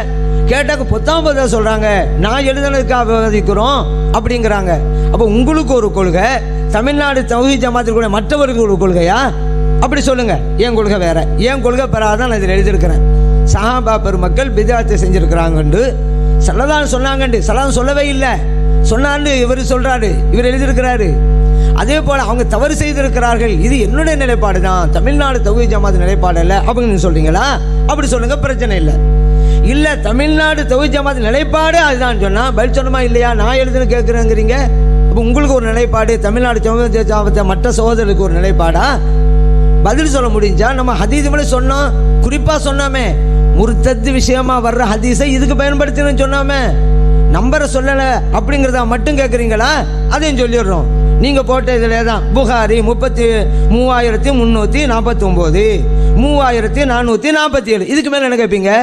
ஏங்க முர்த்தத் விஷயத்தை வந்து ஹதீஸை இதுதான் சொல்லியிருக்கீங்க, வெளியில் பிரச்சனை நடக்குது, இப்படி சொன்னதெல்லாம் தப்புன்னு உங்கள் மேலே குற்றச்சாட்டு இருந்துக்கிட்டு இருக்கு, நம்ம தெரியாம மாதிரி கேட்டுக்கிட்டு இருக்கிறீங்க. பதில் இல்லைங்கிறதுனால பதில் இல்லை. அதனால நீங்கள் அப்படி சொல்லுங்களேன். சும்மா சொன்னால் சரியா போச்சா? அப்படி நீங்கள் சொல்லணும். அப்படின்னா என்ன? பதில் இல்லை. அதனால சமாளிக்கிறது இப்படி விழுங்கண்டு. பதில் தான் நேராக சொல்ல வேண்டியதானே. இந்த சம்பந்தமாக வெளியில் உங்களுக்கு விமர்சிக்கப்படுதா இல்லையா? எல்லாரும் தெரிஞ்ச விஷயம் தானே. முர்த்தது சமா ஹதீஸ்ன்னு வேற சொல்லியிருக்கிறேனே, இதுக்கு பிறமா எந்தாச்சுன்னு தெரியலை. இது நான் எழுதுனதுங்கிறீங்க. உங்கள் நிலைப்பாடு வேறு, மற்ற சோறு நிலைப்பாடு வேறா? அதையா சொல்லுங்க.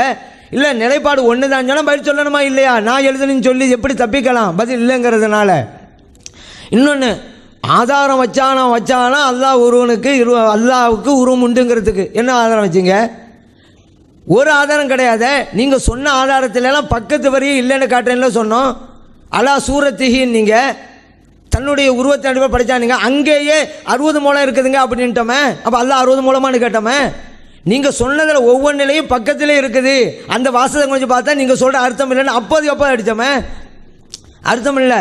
நீங்கள் அதே போல் நீங்கள் கண் இருக்குன்னு நீங்கள் ஆதாரத்தை இப்படி விளங்குதுன்னு சொல்லி தஜ்ஜால் பிரச்சனை கொண்டு வந்தீங்க. ஏங்க கண்ணு தான் இருக்குதுங்கிற வசனமத்தை நாங்களே உங்களுக்கு எடுத்து தந்தோம். கண் இருக்குன்னு இருக்குது, எங்கே சுற்றிக்கலாம் வர்றீங்கன்னு. இல்லை அது கண்ணுன்னு தானே, கண்ணு இல்லை நீங்கள் தான் சொன்னீங்க. எங்கே ஆதாரம் தந்தீங்க? ஆனால் கடைசி நம்ம ஒரு கேள்வி வச்சோம். இறைவனுக்கு உருவம் உண்டு குர்ஆனில் ஹதீஸில் சஹாபா பெருமக்கள் சொல்லியிருக்கிறாண்டு அல்லது இமாம்கள் சொல்லியிருக்காண்டு ஒரு ஆதாரத்தை காமிங்க நம்ம சொன்னோம். கடைசியில் இப்னு குத்தைபா சொல்லியிருக்கிறா மட்டும் முடிச்சிட்டிங்களே. அப்போ இல்லை என்ன ஊரறிய உலகம் மாதிரி அழிஞ்சு போச்சே. அப்போ குர்ஆனில் இல்லை ஆதாரம், இருந்தால் அதில் கொடுத்துருப்பாங்க. ஹதீஸில் இல்லை, இருந்திருந்தால் கொடுத்துருப்பாங்க. சஹாபா பெருமக்களும் சொல்லலை, அப்படி சொல்லியிருந்தால் அதை சொல்லியிருப்பாங்க. மற்ற இமாம்கள் யாருமே சொல்லலை, இப்னு குதைமா தான் மட்டும்தான் சொல்லியிருக்கிறாரு. அப்படின்னா இவங்க இப்னு குதைமா தான் பின்பற்றாங்க போல தெரியுது. அப்படி தானே மக்கள் வழங்கிட்டு இருக்கிறாங்க. நீங்கள் எல்லாத்தையும் இருக்குன்னு சொன்னால் நீங்கள் குர்ஆனில் இருக்குது அது இதுங்கன்னு சொல்லிவிட்டு இப்னு குதைமா சொல்லியிருக்கிறான்னு சொன்னால் அது ரைட்டு. கேட்ட கேள்வி அப்படி இருக்கிறது, விரிந்த அளவுக்கு கேட்டோம். நீங்கள் இப்னு குதைமா மட்டும் சொன்னதன் மூலமே உலகம் அறிந்து விட்டது. இப்னு குதைமாவை தான் இவர்கள் பின்பற்றுகிறார்கள். குர்ஆனை அல்ல, ஹதீஸை அல்ல, குறைஞ்சபட்ச சஹாபா பெருமக்களுடைய சொற்களை கூட அவங்க பின்பற்றலை, இப்னு குதைமாவை தான் பின்பற்றுகிறார் அப்படின்னு முடிஞ்சு போச்சாங்க, உலகம் அறிஞ்சிருச்சாங்க. இவர் இப்படி சொன்னதுனால எவ்வளவு விமர்சனத்துக்குள்ளாக இருக்கிறாரு, அதையெல்லாம் உங்களுக்கு படிச்சு காமிச்சாங்களா? கிடையாது. இப்னு குதைமா இப்படி சொல்லிவிட்டு மற்ற அறிஞர்களோட விமர்சனத்திற்கு எப்படி ஆளாக இருக்கிறார் தெரியுமா? அது வேறு சப்ஜெக்ட். அடுத்து பாருங்க, நாத்தியவாதி கேட்டதுக்கு நாங்கள் பதில் கொடுத்தோமேனாங்களே என்ன சொன்னாங்க? அறிவுபூர்வமாக விளைக்கிறோம்னாங்க. அப்படி சொன்னதுனால தான் இந்த கேள்வியை வச்சோம். உருவம் உள்ள எதுவும் அழிமுண்டு அந்த ஆள் கேட்டார, நீங்கள் அறிவுபூர்வமாக என்ன பதில் கொடுத்தீங்கன்னு கேட்டோம். இப்போ என்ன சொல்கிறாங்க? குர்ஆன் இரவு வேதம் தானே, அந்த குர்ஆனில் இருக்குது தானே அப்படின்னு சொல்லிவிட்டோம். அப்போ இதில் என்ன வழங்குது? அறிவுபூர்வமாக நீங்கள் அவங்கள பதில் சொல்லலேன்ட்டு தான் வழங்குது. அதை தான் அவங்க சொல்கிறோம், நீங்கள் சொல்ல கிடையாது. இன்னொன்று, ஒளின்னு சொன்னாலும் அப்படி தான் வருங்கிறாங்க. நாங்கள் தான் உருவம் இல்லைங்கிறோமே, அந்த ஆள் எப்படி கேட்குறாரு? இறைவனுக்கு உருவமுண்டுங்கிறீங்க, உருவம் உள்ள எதுவும் அழியும் என்பது விஞ்ஞான நியதி. அப்படியானால் இறைவன் அழிந்து போவானா தான் அவர் கேட்குறாரு. நாங்கள் இறைவன் ஒளி என்று சொல்கிறோம். ஏன் சொல்கிறோம்? அல்லாஹ் ஸல்லல்லாஹு அலைஹி வஸல்லம் சொல்லியிருக்கிறாங்க. அல்லாஹ் 100 சமாவாத்து வல்ல அல்லாஹ் சொல்லியிருக்கிறான். அதனால் சொன்ன, நாங்களா சொல்லலை. நபி நாம் ஸல்லல்லாஹு அலைஹி சொன்னாங்க, ஹுவ நூருன், அல்லாஹ் ஒளின்னாங்க. முஸ்லிமில் பதிவு செய்யப்பட்ட ஹதீஸ், அதைத்தான் நாங்கள் சொன்னோம். நாங்கள் ஒன்றும் சொல்லலை ஒளின்று. அல்லாஹ் சொன்னால் ரசூல் ஸல்லல்லாஹு அலைஹி சொன்னாங்கன்னு தான் சொன்னோம். ஆனால் உருவம் இல்லைங்கிறோம். அதனால் இந்த கேள்வி எங்களுக்கு வரவே செய்யாது. நாங்கள் தான் இறைவனுக்கு உருவமே இல்லைங்கிறோமே. அதனால் நாத்திகத்துக்கு முன்னால் தமிழ்நாடு தௌஹீத் ஜமாஅத்தின் கொள்கை தோற்று போனது, இஸ்லாம் என்றைக்கும் தோற்காது. அதுதான் உண்மை. அது நீங்கள் உணவுபூர்வமாக கேட்டுக்கிட்டே தான் இருக்கணும், உணர்ச்சி பண்ணக்கூடாது. இல்லை நாங்கள் கண்ட்ரோல் பண்ணுறோம், நீங்கள் இருங்க. சார் அடுத்து பாருங்கள், ஒவ்வொரு விஷயம் இப்போ என்ன பாருங்கள். இப்போ கூட என்ன சொன்னாங்க? ஒவ்வொரு விஷயத்திலும் இப்போ நம்ம சொன்னோம் 2 கையிலையும் செய்யக்கூடாதுன்னு சொன்னாக்கா எங்கிட்ட கேளுங்க, நாங்கள் உங்கள் ஹதீஸில் எடுத்துடுறோம் அப்படி நம்ம சொன்னோம். நீங்கள் என்ன சொல்லியிருக்கேன்னு? அப்படியா 2 ஹதீஸ் இருக்குன்னு ஆதாரம் தாங்கன்னு கேட்டுங்க. நாங்கள் ஹதீஸில் இருக்குங்கிறோம். அப்படிலாம் ஆதாரம் தானே. கௌசல் ஆதம் ஒருகன் இருக்காங்களே, அவங்க அப்படி சொல்லியிருக்காங்களே. நவீ மாமன் இங்கே சொன்னீங்களே, நாங்கள் நவீ மாமா எதுக்கு ஆதாரம் எடுத்தோமா? சென்ற தலைப்பும் சரி இந்த தலைப்பும் சரி விவாதம் செய்கின்ற போது குர்ஆன் ஹதீஸை தவிர வேறு எவருடைய சொல்லையாவது ஆதாரம் எடுத்தோமா? காமிக்க முடியுமா? நீங்கள் போன தலைப்பில் நான் குர்ஆன் ஹதீஸ் தான் நின்றோம், இந்த தலைவம் அப்படி தான் நிற்கிறோம். நீங்கள் என்ன செய்றீங்க? ஓசலாம் இருக்காங்கங்கிறீங்க. அப்போ இல்லை என்ன வழங்குது? உங்கள் கொள்கைக்கு குர்ஆனில் ஆதாரம் இல்லை, ஹதீஸில் ஆதாரம் இல்லை. அதனால தான் இப்படியெல்லாம் மற்றவருடைய சொற்களை கொண்டு வரீங்கன்னு வழங்குது. இது ஒப்பந்தத்துக்கு மீறலா இல்லையா? குர்ஆனும் ஆதாரபூர்வமான ஹதீஸும் தானே கொண்டு வரனே. ஏன் கோசலம் கொண்டு வந்தீங்க? நாங்கள் யாருடைய சொல்ல எங்களுடைய கூற்றுக்கு ஆதாரம் கொண்டு வந்தோம் நிரூபிக்க முடியுமா? குர்ஆன் ஹதீஸ் அப்படி போயிருக்கோமா? கேள்வி பதில் நிகழ்ச்சியில் 1000 வந்திருக்கும். எங்களுடைய விவாதத்தில் வச்சோமா? விவாதத்துடைய ஒப்பந்தம் என்ன? ஆதாரமாக குர்ஆனும் ஆதாரபூர்வமான ஹதீஸும் தான் இருக்கணும்னு எழுதியிருக்கிறோமா இல்லையா?